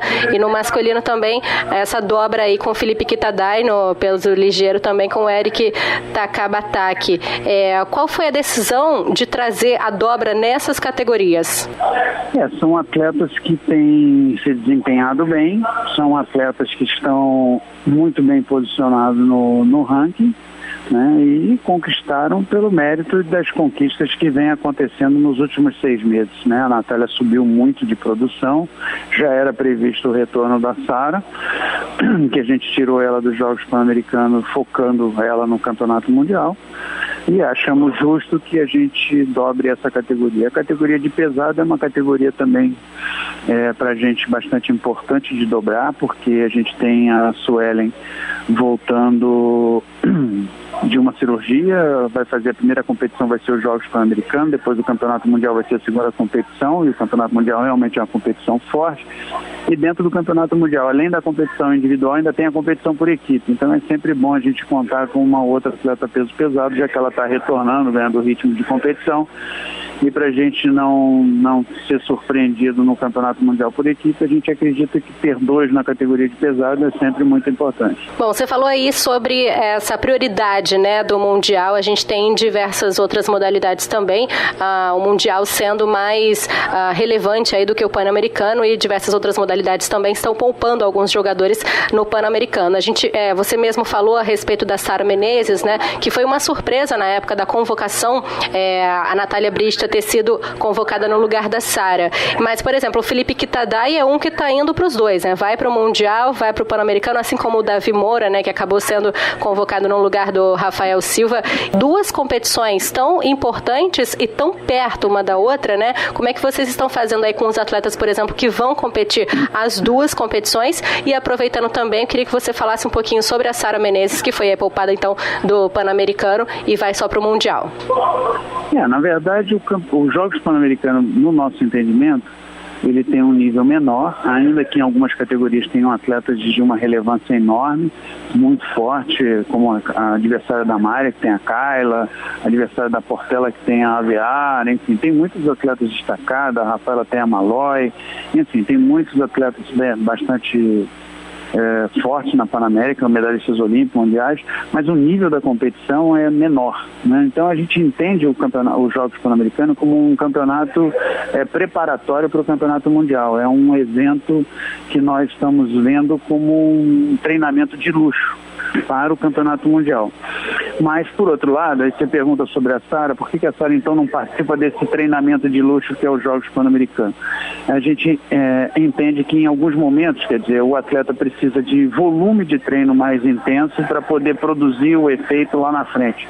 E se ela fizesse essa competição, ela não teria o volume que a gente achava necessário no momento que ela está vivendo hoje. Então, no planejamento dela, houve uma pequena mudança nessa periodização. A gente tirou, colocou mais volume de treino, não cabia a competição dos Jogos Pan-Americanos, optando pela Natália, que vinha crescendo bem na categoria. Isso também é bom, tira a Sara da zona de conforto e acaba surtindo o efeito, e vão as duas para o Campeonato Mundial. Em relação a medalhas mesmo, no Pan-Americano eu vi que a estimativa é buscar medalha nas 14 categorias. E no Mundial, como é que seria isso? Qual é a meta de vocês? O Campeonato Mundial nós vamos trabalhar tentando evoluir o último resultado. O último resultado nós tivemos 4 medalhas, sendo uma de ouro, uma de prata e 2 de bronze. A gente pretende evoluir esse resultado mantendo 2 finais, chegarmos a 2 finais, chegarmos a pelo menos 2 medalhas no masculino e totalizar umas 5 medalhas. Se a gente chegar a 5 medalhas, fizer 2 finais e dessas 5 medalhas 2 forem do masculino, a gente atinge plenamente nosso objetivo. Seria o melhor resultado dos últimos 2 mundiais do masculino, que vem evoluindo, mas nos 2 últimos mundiais é uma única medalha. A ideia de vocês é realmente fortalecer esse judô masculino, até já visando também os Jogos de 2016, né? Perfeito, exatamente. Então a ideia é de que a gente, na ocasião do Campeonato Mundial aqui em 2013, quando nós ganhamos só uma medalha com masculino, que foi o Rafael Silva, medalha de prata, nós colocamos que havia necessidade de nós melhorarmos, eu falei na ocasião que os atletas da equipe masculina precisam ganhar casca, né? Então eu acredito que agora estão se tornando cascudos. Para a gente ter uma ideia do que eu digo casca, por exemplo, a gente está indo aos Jogos Pan-Americanos e tem 4 atletas da equipe que nunca participaram de Jogos Pan-Americanos. Então é a maioria. Só 3 participaram de Jogos Pan-Americanos e Jogos Olímpicos. 4 nunca participaram, que é o caso do Shibana, do Vitor Penalber, do Alex Pombo e do Davi. Então é uma equipe em renovação, né? E sendo uma equipe de renovação, a gente precisa dar um tempo para eles irem ganhando, o que eu falo, casca, precisa ficar cascudo. E acredito que esse Campeonato Mundial eles já comecem a apresentar um resultado diferente. O pessoal do judô caiu um pouquinho no ranqueamento, até porque ficou fora do World Masters, né, que é o 3º torneio aí que conta mais pontos, e isso acabou fazendo com que os judocas caíssem um pouquinho no ranqueamento. Eu queria saber qual foi a opção de não disputar, por exemplo, essa competição que teve grandes nomes do judô também. Na verdade foi proposital, foi estratégico. A gente acredita que as pontuações vão ser recuperadas ao longo desse período que ainda falta de ranqueamento olímpico. É um momento momentâneo e realmente já era previsto que isso caísse, a gente não esperava de maneira diferente, mas era tudo previsto, né? Na verdade, a opção de não participar do World Masters foi por opção de estar com a equipe treinando no Japão. Fomos com uma equipe masculina e feminina, e todos os treinadores foram unânimes em optar pelo treinamento ao invés de ir para a competição de World Masters.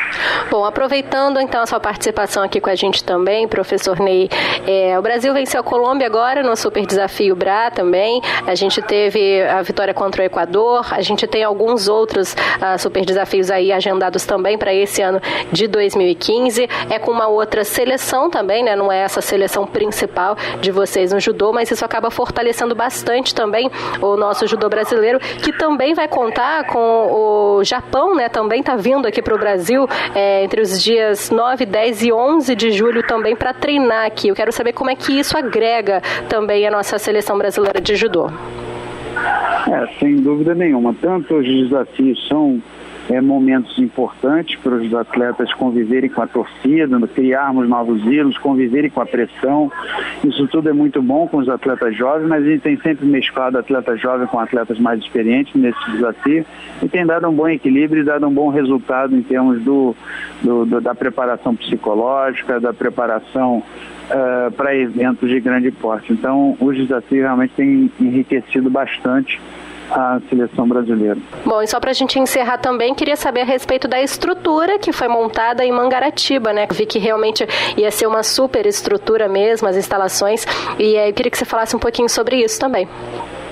Como nós vamos usar exatamente esse espaço, depois de visitar mais de 15 resorts em pelo menos 8 cidades diferentes do Rio de Janeiro, nós encontramos o lugar que julgamos que seja o melhor e o ideal para a preparação da equipe para os Jogos Olímpicos. Um resort que tem muito conforto, tinha uma área de convenções excelente para montar toda a estrutura de treino. Conseguimos espaços privativos de restaurante, andares inteiros privativos para a seleção, e acreditamos que isso seja o melhor ambiente para a gente poder conviver momentos antes dos atletas entrarem para participarem dos Jogos Olímpicos. A gente tem um projeto que a gente chama de projeto Ohio, acordar para 2020, né, para Tóquio.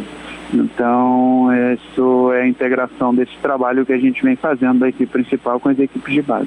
Bom, tenho certeza então que todo esse trabalho que vocês já fazem, que já repercutiu bastante, já surtiu efeito em Londres 2012 e que com certeza vai surtir efeito também nas Olimpíadas de 2016, vai acabar trazendo muitos frutos aqui para o nosso judô, que já é um carro-chefe, né? A gente não pode deixar de falar que é um carro-chefe nos Jogos Olímpicos, é sempre no judô que a gente espera realmente ter até mais medalhas, né? Isso acaba sendo bom para vocês, mas ao mesmo tempo tem uma pressão em cima dos judocas também, né?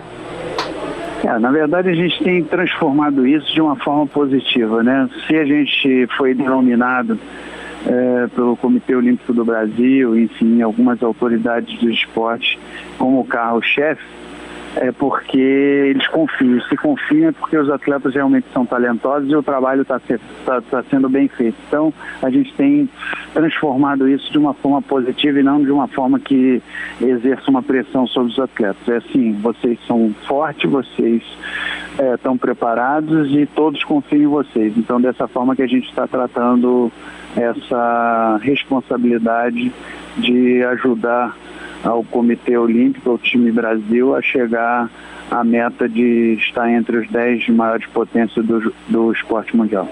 Conversamos com Ney Wilson, gestor técnico de alto rendimento da Confederação Brasileira de Judô. Os 13 atletas que vão representar o Brasil no PAN de Toronto são Natália Brista, Érica Miranda, Rafaela Silva, Mariana Silva, Maria Portela, Mayra Aguiar, Maria Suelen Altman, Felipe Kitadai, Charles Chibana, Alex Pombo, Vitor Penalber, Thiago Camilo, Luciano Correia e Davi Moura no lugar de Rafael Silva lesionado. Kelly Dias para Bradesco Esportes FM, a rádio do seu esporte. Essa é a repórter Kelly Dias conversando com o judoca Ney Wilson. Bradesco Esportes. E tivemos a presença no Nossa Área primeira edição de Bruno Milano, ele que é presidente da equipe do Madureira Mamutes. Ele falou sobre a equipe de futebol americano e também as perspectivas para a temporada. Vamos ouvir. Com muita honra, a gente recebe aqui nos nossos estúdios, no Grupo Bandeirantes de Comunicação, o Bernardo Roxo, jogador da linha ofensiva do Madureira Mamutes, e o Bruno Milano, presidente do time e diretor financeiro da Federação de Esporte aqui do Rio de Janeiro, a Federação do Futebol Americano, participando com a gente, vindo aos nossos estúdios para divulgar um pouco mais o futebol americano. E o futebol americano aqui no Brasil, né, ainda não tem a propagação, nem metade do que os fãs do esporte lá da NFL tem o acompanhamento aqui no Brasil, mas a tendência é crescer. E a gente agradece sua participação para falar sobre o esporte aqui com a gente. Tudo bem, Bruno? Bom dia. Bom dia, Cadu. Bom dia, ouvintes. Antes de mais nada, eu queria agradecer a vocês aí pelo apoio que vocês estão dando. É um esporte que está em crescimento, é um esporte que atualmente está agariando muitos jogadores novos, e isso é muito importante. Deixar de ser o futebol, apenas ser o time de futebol aqui, os principais, se tornar um esporte maior, que é agora o futebol americano, né? E as dificuldades são muito grandes, com certeza, né? Até as pessoas que gostam, que assistem, que queriam até procurar pelo esporte, até tem uma certa dificuldade, né? Porque a gente, aqui no Brasil, por exemplo, aqui no Rio, as competições são na praia, são na areia, pelo menos a grande maioria, o início é por ali. Não tem aquela estrutura de campo que tem nos Estados Unidos, e muita gente não associa aquilo que acontece muitas vezes aqui no aterro, né, na praia de Botafogo, com o futebol americano em si, até porque o cenário é totalmente diferente, né, Bruno? Sim, sim. A gente tem uma dificuldade muito grande para conseguir equipamento, a gente tem todo um processo que a gente tem que fazer. Então, assim, hoje, a porta de entrada do futebol americano no Rio de Janeiro é a areia. Existe o campeonato o Carioca Ball, que é chamado, e ele é jogado hoje na areia. Existe também a modalidade de grama, existe um campeonato brasileiro agora, mas ele ainda é bem o começo de tudo ainda, entendeu? Tá engatinhando ainda, Engatinhando, tá tudo engatinhando. A gente não tá muito longe de chegar na NFL ainda. Ah, não, e que à medida que aqui for crescendo, lá vai crescendo também, e não tem como equiparar. Se a gente analisar, por exemplo, o nosso basquete com a NBA, enfim, não tem como a gente atingir, né? E eles mesmos, com o soccer deles, eles também não vão atingir, pelo menos por enquanto, ou eles têm até, pelo investimento financeiro, a capacidade de se aproximar mais rapidamente do que o que acontece no futebol pelo mundo. Agora, falando especificamente do futebol americano, como é que funciona esse campeonato, o número de times, quantos atletas, essa questão do equipamento, como é que vocês fazem? Tem como ter manutenção? Quando há algum tipo de problema, tem que comprar novos? Como é que é, assim, para fazer um time, para formar um time? Eu quero formar um time de futebol americano, juntar uma galera que quer jogar, que tem aptidão. Quais são os passos que eu tenho que dar para montar um time, por exemplo? Na verdade, sendo um time de areia é mais tranquilo, é só procurar a federação, a FEFARD, preencher os quesitos, que na verdade só ter um uniforme, ter a inscrição de 25 jogadores e seguir em frente. Se você quiser montar um campeonato, um time para um campeonato de grama, aí é mais complicado, porque tem todo um processo maior, tem a aquisição de material, capacete, que é o que a gente está fazendo. Hoje a gente está como areia, mas agora em agosto a gente já vai começar a fazer o tryout para trazer jogadores para formar um time de grama também para jogar o Campeonato Brasileiro. E quando que, por exemplo, vocês conseguem fazer assim, algum tipo de triagem, a galera já aparece, chega e joga, tem que ter alguma aptidão física? Como é que é essa análise de quem está pronto, quem não está? Basta ser rápido, basta ser forte? Qual é o ponto de vista de partida para montagem e para analisar? Bom, aquele cara tem um perfil de um jogador de futebol americano pra gente. Aí é que tá, na verdade a gente tem uma facilidade muito grande, porque assim, o futebol americano é um esporte bem cooperativo. Todo mundo pode jogar. A gente precisa desde do magrinho, do baixinho, do gordo, do alto. A gente tem vaga para todos eles em todas as posições.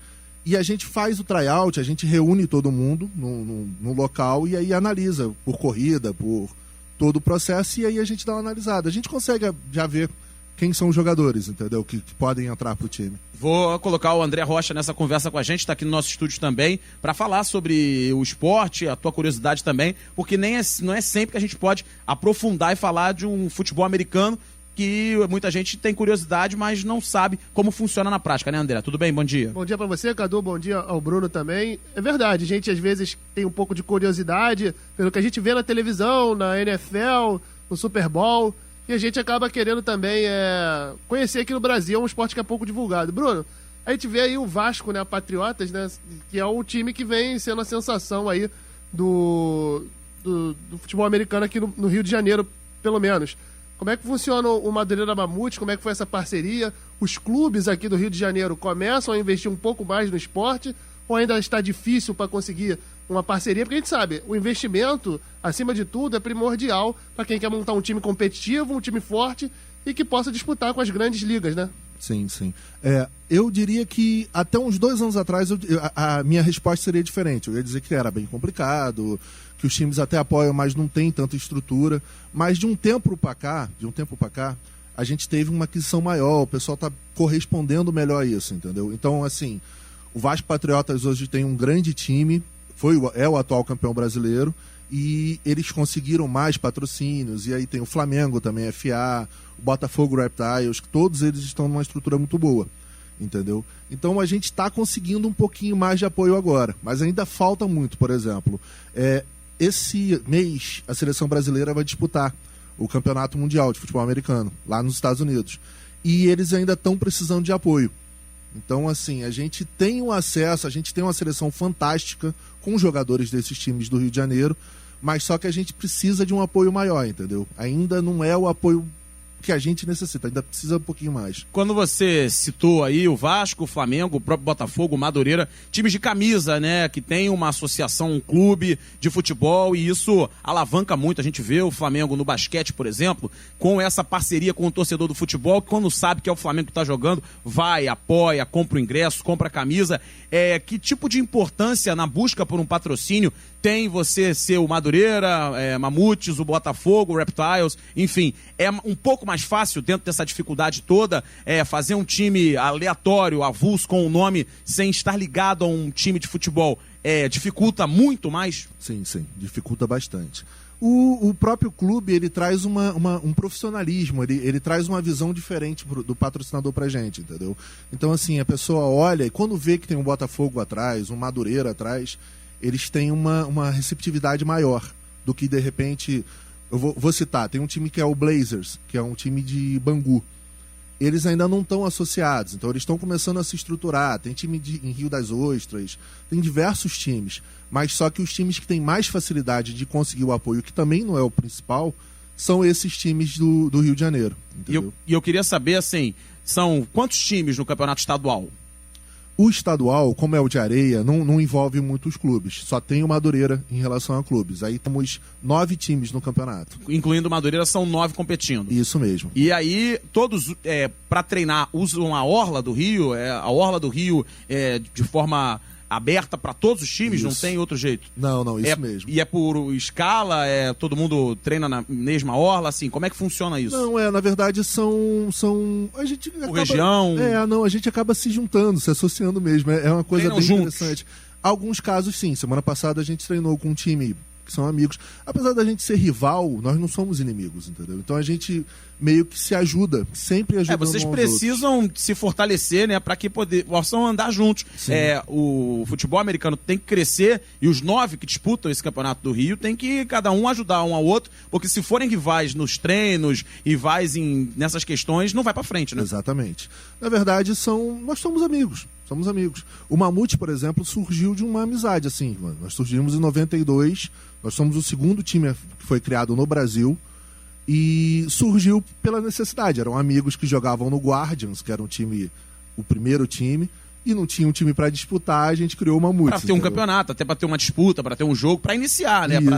Para sair do caráter amistoso, para sair do caráter amador, para tentar ganhar corpo. Isso em 92, já estamos em 2015, ou seja, olha quanto tempo e quanta evolução vocês tiveram. Eu tenho algumas curiosidades ainda em relação ao futebol americano, como funciona. Você que é o diretor financeiro da federação e também presidente de um clube, acho que dá para esclarecer algumas delas. Ponto 1, como é que funciona a questão da remuneração?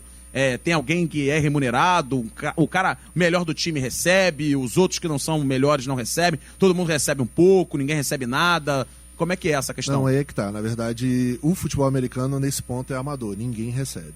Todo mundo joga pelo amor, todo mundo compra o próprio uniforme, todo mundo faz todo o processo e juntam-se para levar material de campo. A federação só paga aos árbitros para tornar o campeonato um pouco mais profissional, entendeu? Mas os jogadores não são remunerados, não. Aí são 25 de cada time, né? E aí aquela questão de quem tá atacando, quem tá defendendo. E quais são as adaptações à regra, até porque é na areia e tem algumas questões que são diferentes, né? Acho que o touchdown é uma coisa mantida, mas quais são as adaptações, assim, principais para quem analisa e quem vê o futebol americano da NFL em relação ao que a gente joga aqui na praia? Na verdade são 25 para se inscrever. A gente pode se inscrever no máximo até 53 atletas. E jogam 25 11... é o mínimo, né? 25 é o mínimo. E 11 jogam no momento que eles estão em campo, entendeu? Em relação à NFL, a proteção. Nós não temos na areia a proteção, porque não daria para jogar o campeonato com o sol de 40 graus do Rio de Janeiro, né?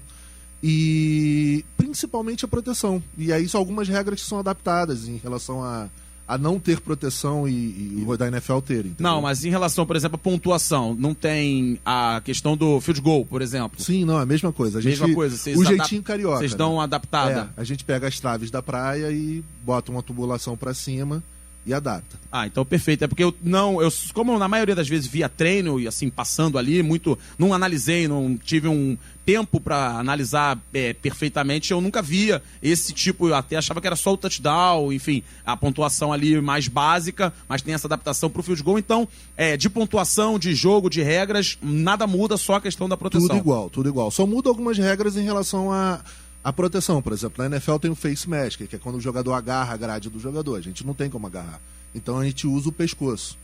A gente diz que quando o adversário bate no seu pescoço de uma forma intencional, é o equivalente ao face mask aqui. E a medição ali das jardas, que a gente poderia dizer, como é que isso é feito? É bem trabalhoso, né? Bem difícil, né? Porque muitas das coisas ali, a tecnologia ajuda bastante. Não na NFL, mas nas ligas que tem um mínimo de tecnologia para facilitar a medição ali, porque é importante, decide jogo. Sim. Na verdade, a gente tem uma marcação mesmo. A gente passa uma fita, como no futebol, no futebol de areia que tem.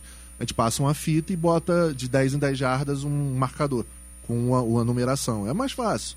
A gente já criou esse hábito, a gente já monta campo desde muito tempo. Vocês têm que ir adaptando graças às dificuldades, às situações normais, né, que o futebol americano tem que ter para poder ter uma mínima ordem para o jogo evoluir, e a gente até busca aí, quem sabe, o que vocês podem fazer de transmitir campeonato pra gente, de repente, ir, cobrir, até pra divulgar mais, porque como é que é a data, como é que são os calendários, é todo sábado, é todo domingo, porque como não é profissional, como ninguém recebe, todo mundo tem um emprego, todo mundo tem uma profissão pra poder sustentar esse sonho, né, esse amor. Como é que funciona um vício isso? bom, né, um bom vício. Como é que funciona o calendário? O calendário é adaptado para que os profissionais de outras áreas não percam nada no seu trabalho e possam jogar? Como Exatamente, é que funciona isso? Né? Na verdade, o calendário é só final de semana. Tanto areia... Sábado e domingo. Isso. Tanto areia quanto grama.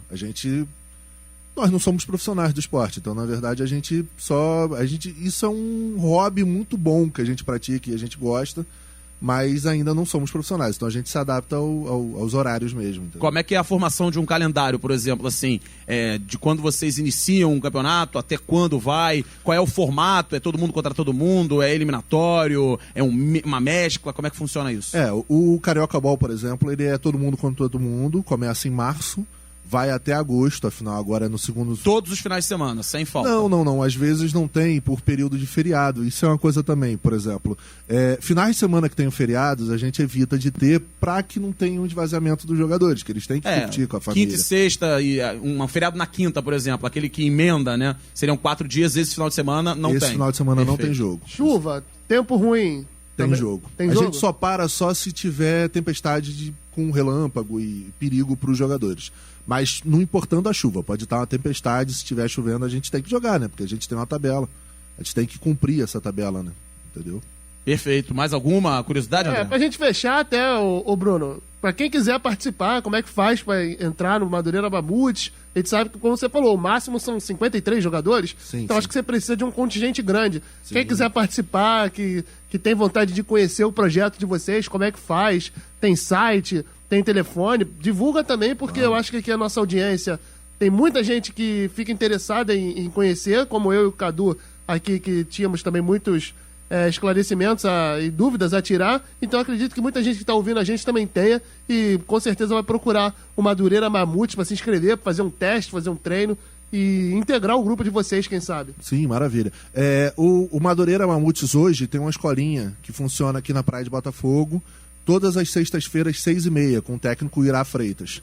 Mas a gente, com a entrada do esquema da grama, que a gente vai botar agora em agosto, a gente vai criar mais escolinhas. A gente já está em negociações com algumas associações de moradores, com algumas áreas mais voltadas também à Madureira, porque nós somos uma bandeira da Zona Norte agora. Então a gente tem que estar também na Zona Norte.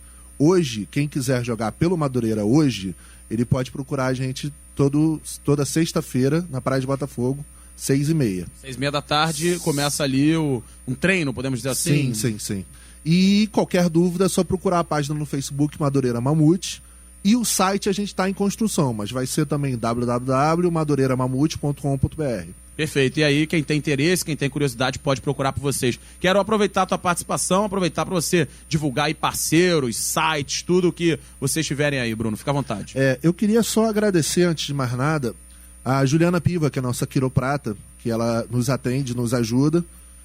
a doutora Natália Couto, que é a nossa na parte de odontologia, e queria aproveitar também para divulgar o site da Seleção Brasileira, que a Seleção Brasileira está precisando de um apoio, quem puder ajudar eles seria de muita valia.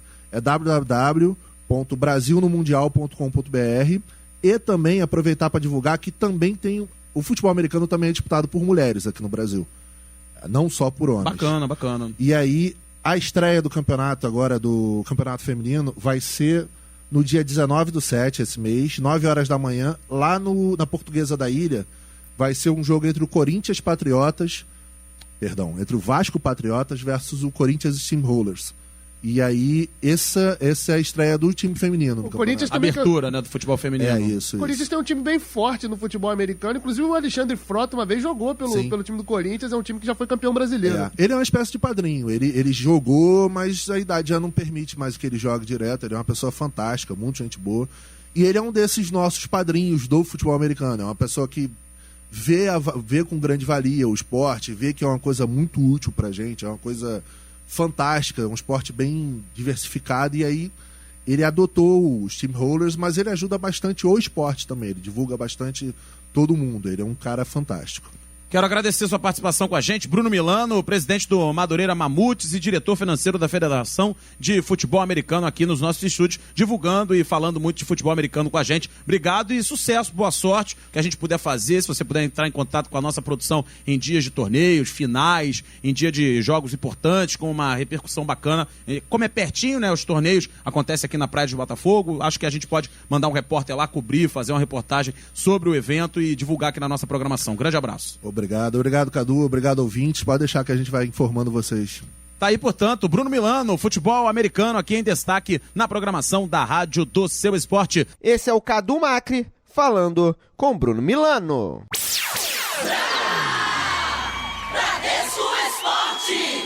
E no programa Donos da Bola, antes de viajar e acertar com o Guangzhou, quem falou foi Paulinho, meio de campo agora da equipe do Guangzhou Evergrande da China, ex-Tottenham. Ele falou sobre vários assuntos, falou sobre o caso Amarília e você acompanha agora. Não fiz uma Copa do Mundo boa, eu acho que o jogador ele tem que analisar o que ele fez, o que ele não fez. E não é vergonha nenhuma um jogador chegar e falar assim, não fez uma Copa do Mundo boa, como não fez? A minha análise na Copa do Mundo eu fiz um jogo bom que foi o jogo da Colômbia. Que o Brasil foi muito bem, que nós jogamos muito bem, a seleção brasileira foi bem. E, individualmente, falando de mim, os outros jogos não fiz partidas boas. Regular, outras partidas ruins. E você tem que ter essa análise, tem que ter sua autocrítica, porque você tem que melhorar algo. A respeito de, talvez, um retorno à seleção brasileira, na minha vida sempre aconteceu natural. Cara, quando em campo você não consegue imaginar se o cara as situações estão acontecendo, gol anulado, gol, enfim, faltas, você não consegue. Agora, depois dos jogos, os jogadores olham as partidas. Não tem como. O presidente Roberto de Andrade, naquela ocasião ele era diretor, ele estava no banco. Chamando de vagabundo. E ele falou que sentia no campo, o jeito dele falar com os jogadores, que ele estava intimidando o time do Corinthians. A verdade com o Roberto de Andrade. Comigo foi uma vez, né, que eu fui reclamar de uma falta e ele, mal educado, respondeu de uma forma que não tem necessidade, mas enfim, você não pode discutir, porque está em um jogo importante. Mas é nítido, né, depois. Ele deu um cartão pro Sheik no lance do pênalti, Tá de brincadeira, o que ele fez com o Corinthians. Casado com uma brasileira. Casado com uma brasileira? Sim. E no programa Donos da Bola tivemos o acompanhamento do evento na Rocinha sobre o projeto Geração UPP. Quem esteve lá foi o Fábio Peixoto e conta tudo agora para vocês. O projeto Geração UPP está em festa. A iniciativa da Secretaria de Estado de Esporte, Lazer e Juventude, em parceria com a Coordenadoria de Polícia Pacificadora, tem realmente transformado a vida de milhares de jovens nas comunidades através das artes marciais. Muitos atletas do projeto tiveram destaque no Campeonato Brasileiro de Jiu-Jitsu disputado em Barueri, e uma delas foi Mayara Kelly, de 12 anos. A moradora do Jacarezinho se sagrou campeã brasileira na competição. Eu me sinto realizada. Porque, tipo assim, pra mim é um sonho realizado. Tá lutando jiu-jitsu e hoje tá participando de vários campeonatos. E o Geração UPP já está ganhando o mundo. Gabriel da Silva Monteiro, de 15 anos, venceu o World Jiu-Jitsu realizado na Califórnia e tem sido um grande exemplo para essa nova geração. Então essa é a importância, esse tipo de referência que a gente quer criar positiva dentro das comunidades do Rio. Com bastante dedicação mesmo, porque se eu não treinar, ninguém vai querer patrocinar de repente um garoto que não faz nada, então tem que treinar bastante para merecer também. E para continuar revelando talentos, foi inaugurado um novo octógono da Escolinha de Artes Marciais Anderson Silva, que funciona dentro do Complexo Esportivo da Rocinha. Para isso que a gente está trabalhando, é para disputar em cada comunidade, em cada local da Baixada Fluminense, São Gonçalo, interior, a atenção dessa juventude, que eles estejam praticando atividade esportiva de qualidade, com material de qualidade, metodologia de qualidade. A gente está em vários projetos na Lei Pelé, temos o Esporte RJ, temos equipamentos, então temos alternativas e estamos explorando ao máximo as alternativas para que tenhamos cada vez mais turmas, mais jovens. Lidar com o esporte, lidar com a juventude, além de ser um prazer, é fundamental para que a política de segurança pública e política de educação também progrida. Esse é o Fábio Peixoto falando sobre o projeto Geração UPP.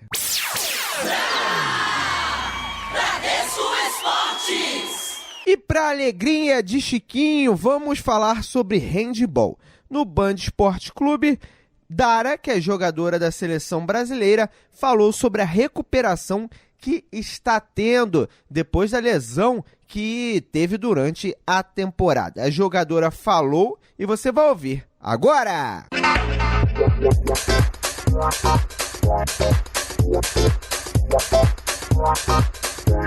Nesse cômodo está guardada a riqueza, estampada em cada medalha. Aqui eu tenho minhas primeiras medalhas, época de escola. Foi aqui nessa escola, a Conselheiro Rodrigues Alves, no centro de Guaratinguetá, que o handball foi apresentado a Fabiana, como os conterrâneos a conhecem.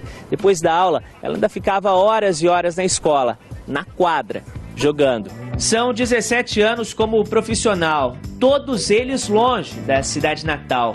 E depois de uma temporada na França, finalmente veio para descansar na casa da mãe, a dona Neuza. O que você mais sente saudade aqui de Guará? Ai, a comida da mãe. Devido a uma lesão na perna esquerda, os médicos recomendaram repouso para Dara durante 10 dias. Em dezembro tem o Mundial Feminino na Dinamarca e em 2016 os Jogos Olímpicos do Rio de Janeiro. Vai ser muito bom e a gente tem grandes chances de medalhar. Então, jogar uma Olimpíada com chance de medalha no seu país, com a sua torcida, acho que não posso pedir mais nada. E depois das Olimpíadas, Dara já decidiu, vai aposentar-se da seleção. Mas não vai parar de jogar não. Com 34 anos, se inspira no ídolo são paulino, Rogério Ceni, para continuar. O Rogério Ceni realmente é um ídolo, até porque é um cara que veste a camisa do São Paulo, é capitão. Eu, como capitã da seleção, também me espelho muito nas atitudes que ele tem em campo, na motivação que ele dá para os jogadores, na conduta que ele tem realmente vestindo a camisa. Então eu sou fã do Rogério e espero que ele resista muitos anos mais e que dê muitas alegrias aí para o torcedor São Paulino. Essa é a Dara, jogadora da seleção brasileira de handball.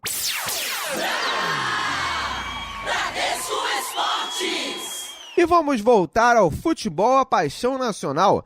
O Ranieri Borges esteve entrevistando a Tirson, o ex-lateral esquerdo do clube e atualmente técnico de futebol da equipe do São Cristóvão, falou sobre o que tem visto da equipe rubro-negra. E você acompanha agora! É um grande prazer estar esse papo aí com vocês. Sempre me coloco à disposição aí para falar de futebol. Agora, Tirson, falar a respeito do Flamengo, mais especificamente, a equipe não vive uma boa situação. Como é que você tem enxergado o Flamengo nesse Campeonato Brasileiro? Eu vejo que o Flamengo teve uma pequena dificuldade no início da competição, pelo fato de ter trocado de treinador, que é normal que você tenha, o resultado não vem, a cobrança acaba saindo em cima do treinador e você tenta mudar o treinador no decorrer da competição. Só que sempre quando chega o treinador com uma metodologia, um modelo de jogo diferente, até que os jogadores entendam essa função que o treinador está pedindo para os jogadores fazer, demora um certo tempo, né? Então, eu acho que o Flamengo está sofrendo um pouco por isso, mas mesmo assim tem ainda algumas dificuldades de criação de jogadas, que é o grande dificuldade do Flamengo. O Flamengo vem buscando esse camisa 10, né, esse homem de articulação, e está difícil no mercado, mas mesmo assim eu vejo que o Flamengo tem potencial para crescer, mas tem que reagir o mais rápido possível. Agora, você falou também da situação de mudança de treinador no meio da competição, você que agora também recentemente exerceu a função de treinador no São Cristóvão, como é que você enxerga essa mudança para o grupo? Faz bem? Hoje o Cristóvão Borges já balança no cargo após alguns resultados negativos também. Como é que você enxerga isso? É pouco tempo de trabalho ou você acha que realmente essas mudanças às vezes têm que acontecer? Depende da circunstância, né? Às vezes a mudança é necessária se caso o comandante não tenha mais poder em cima do grupo. Se você não está assimilando bem, né? Os jogadores não estão assimilando bem o que o comandante está passando. Eu acho que essas mudanças, às vezes, no Brasil, acontece com uma frequência muito grande e acaba prejudicando o trabalho do treinador.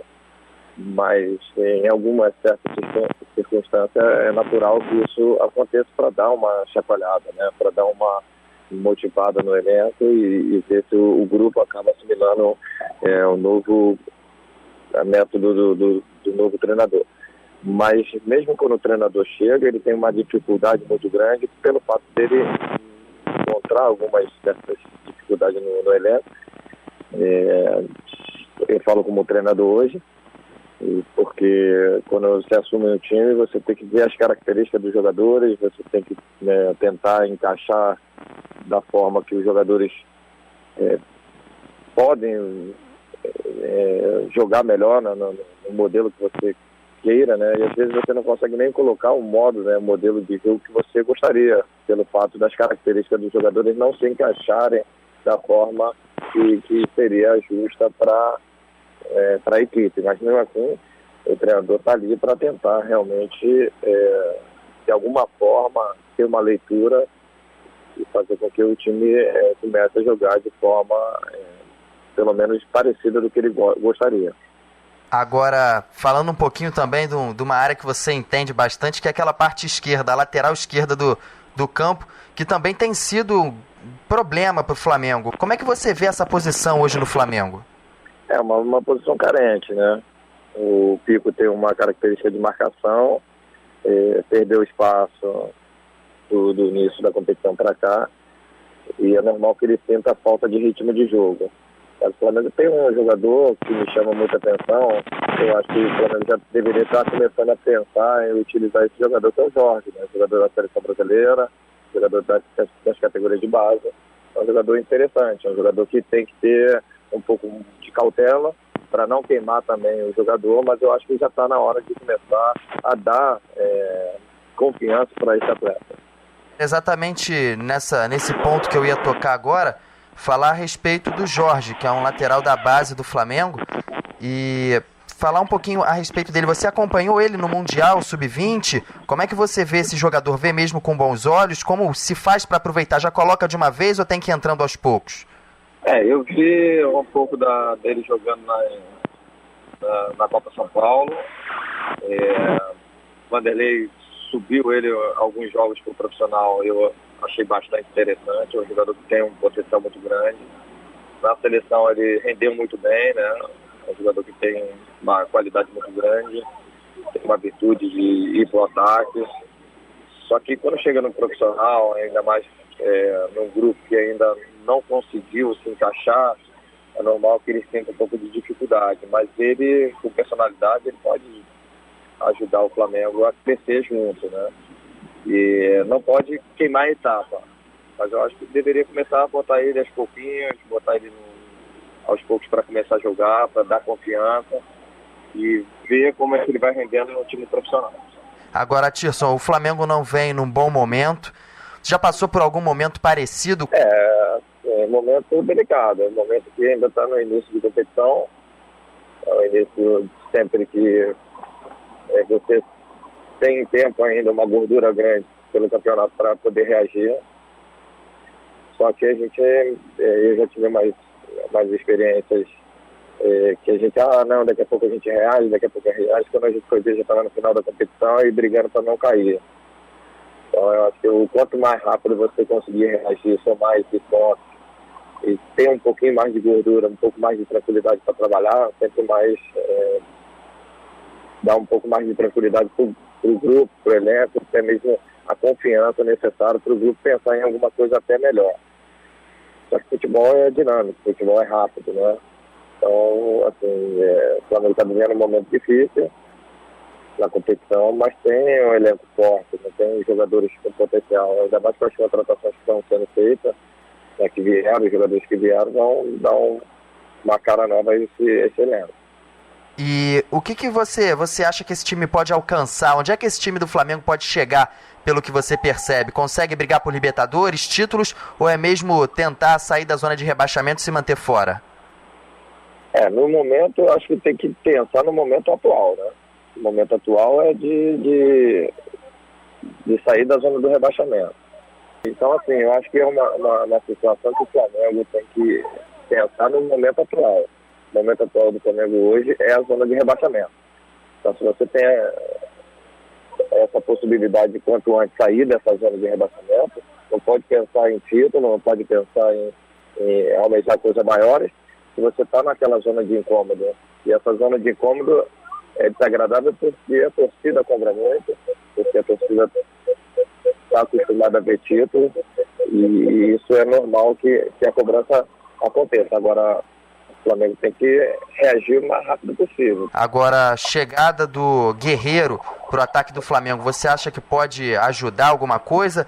Realmente falta mesmo esse camisa 10, ou pode ser encontrado dentro do elenco esse camisa 10 do Flamengo, ou você acha que precisa realmente de uma contratação para reforçar o meio-campo? Eu não estou no dia a dia do Flamengo, no dia a dia do clube, não posso falar se tem esse camisa 10 ali hoje. Olhando de fora rápido, a gente até o momento não encontrou. Até o momento a gente não encontrou esse camisa 10. Eu acho que a contratação do Guerreiro é sempre legal, se a gente tivesse, se o clube tivesse um camisa 10 já para isso. Aí sim seria bacana, porque você teria esse camisa 10 para tocar a bola para ele, né? Para servir. Só que hoje eu não vejo isso. Então o Flamengo acabou assim contratando um jogador que eu acho que, no meu ver, não era tão necessário, que já tinha ali o Alexandre, e sim precisava contratar um camisa 10. Eu acho que era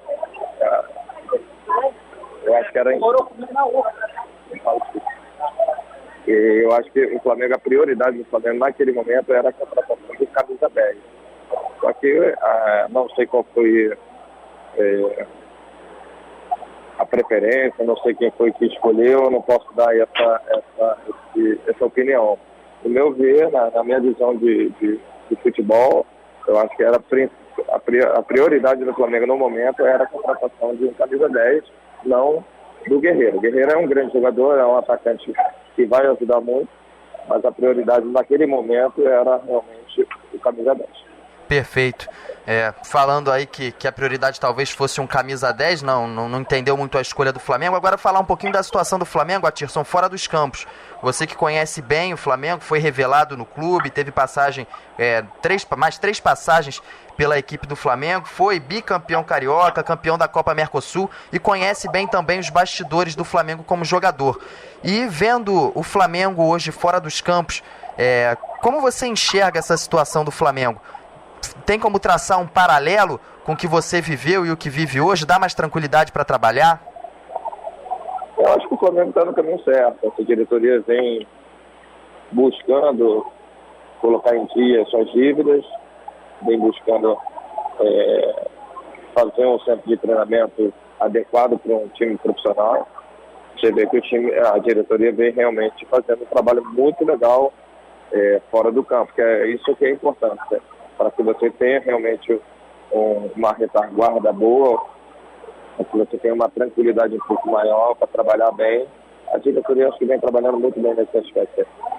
E, Atirson, agora, para encerrar, já agradecendo a disponibilidade, a conversa com a gente aqui no Comendo a Bola, planos para o futuro como treinador? Vai permanecer na equipe do São Cristóvão? Já conversou alguma coisa? Como é que está a sua situação como treinador? Não, até agora no momento eu não acertei minha permanência, até porque o Santos não sabe se vai disputar a Copa Rio. Eu estou aguardando. Surgiu algumas possibilidades, algumas propostas, mas nada concreto. Algumas sondagens, mas estou aguardando. Se tiver alguma coisa aí surgindo boa, eu vou com o maior prazer, até porque eu quero dar sequência no meu trabalho, quero dar sequência na minha carreira como treinador. Seu objetivo no futebol agora mesmo é estar na beira dos gramados, né? É, na beira dos gramados. Me senti muito bem, gostei muito. Tá ok. Obrigado, Atirson, pela disponibilidade. Um abraço para você, tá? Obrigado a você, um grande abraço. Quando quiser, estou sempre à disposição.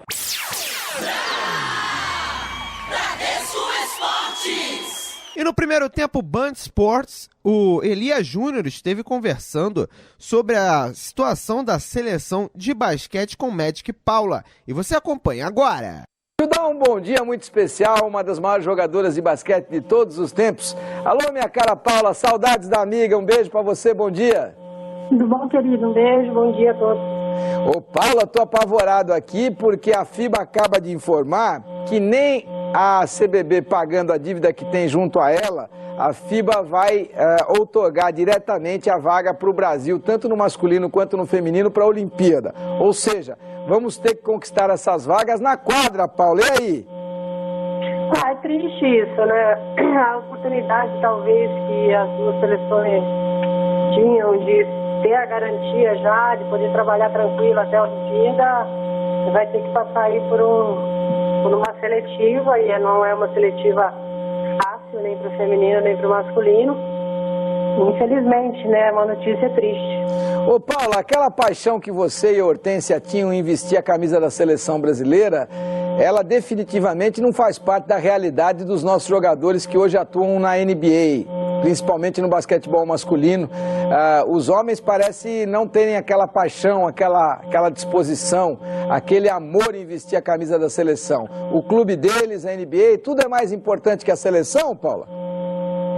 Olha, eu enxergo isso hoje de uma maneira bem diferente. Acho que as coisas evoluem, né? E eu acho que a gente tem que separar bem os dois assuntos. Porque tem muita gente que vestiu a camisa do Brasil por anos e hoje está em dificuldades financeiras, né? Então, eu acho que essa análise ela tem que ser um debate longo, porque eu acho que os caras têm contratos milionários hoje, né? Essa oportunidade de poder jogar numa competição do nível da NBA, né? Que o mundo inteiro acompanha. A gente viu aí as finais, acho que foi as finais que mais assistiram pelo mundo nos últimos anos. Então, fica bem complicado, porque é uma temporada desgastante, a temporada da NBA, são meses, né, de vários jogos, quase 100 partidas para aqueles que chegam às finais. E eu não sei, eu acho que essa análise ela tem que ser melhor digerida e discutida, né? O cara não pode vir jogar numa seleção e não ter, de repente, um seguro, né? Eu acho que é claro que foi a seleção que deu visibilidade, talvez, a esses jogadores, mas essa coisa de jogar por amor, acho que muita gente já jogou por amor e hoje vê que a situação é bem complicada, principalmente a falta de apoio, de estrutura que se dá ao atleta em atividade depois que ele termina, né? Depois que acaba, a gente vê muita gente aí que não teve um acompanhamento, uma orientação para seguir um caminho ou ter até, sei lá, um salário vitalício, como em vários países isso acontece. E a gente vê hoje muitos ex-atletas com dificuldades. Concordo com você, realmente tem que haver um equilíbrio. Eu acho que existe a necessidade de que a Confederação Brasileira também se profissionalize para poder trazer os caras que estão na NBA e dar a eles a segurança de que eles possam jogar e caso tenha uma lesão, haja um seguro para defendê-los desta lesão. Concordo plenamente com você nessa questão, mas eu sempre acho que há que haver uma disposição de vestir a camisa da seleção. Por isso, esse equilíbrio talvez seja o grande ponto e eu espero que os nossos jogadores tenham esse equilíbrio, principalmente no pré-olímpico e agora na Olimpíada do Rio, caso a gente chegue à Olimpíada. Um beijo para você, Paula. Um beijo, querido. Bom dia a todos. Bom dia para você. Esse é o Elias Júnior falando sobre basquete brasileiro.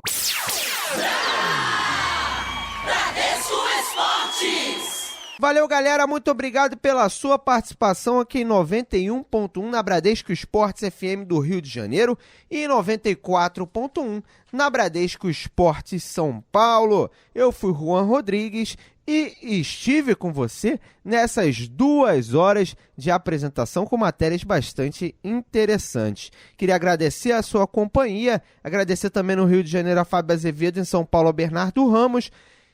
Na mesa de áudio tivemos o nosso Loureiro observando tudo, também o Brinquinho, né? Brinquinho que está na mesa de áudio. Valeu, galera! Obrigado pela sua audiência. Amanhã tem mais. Fui!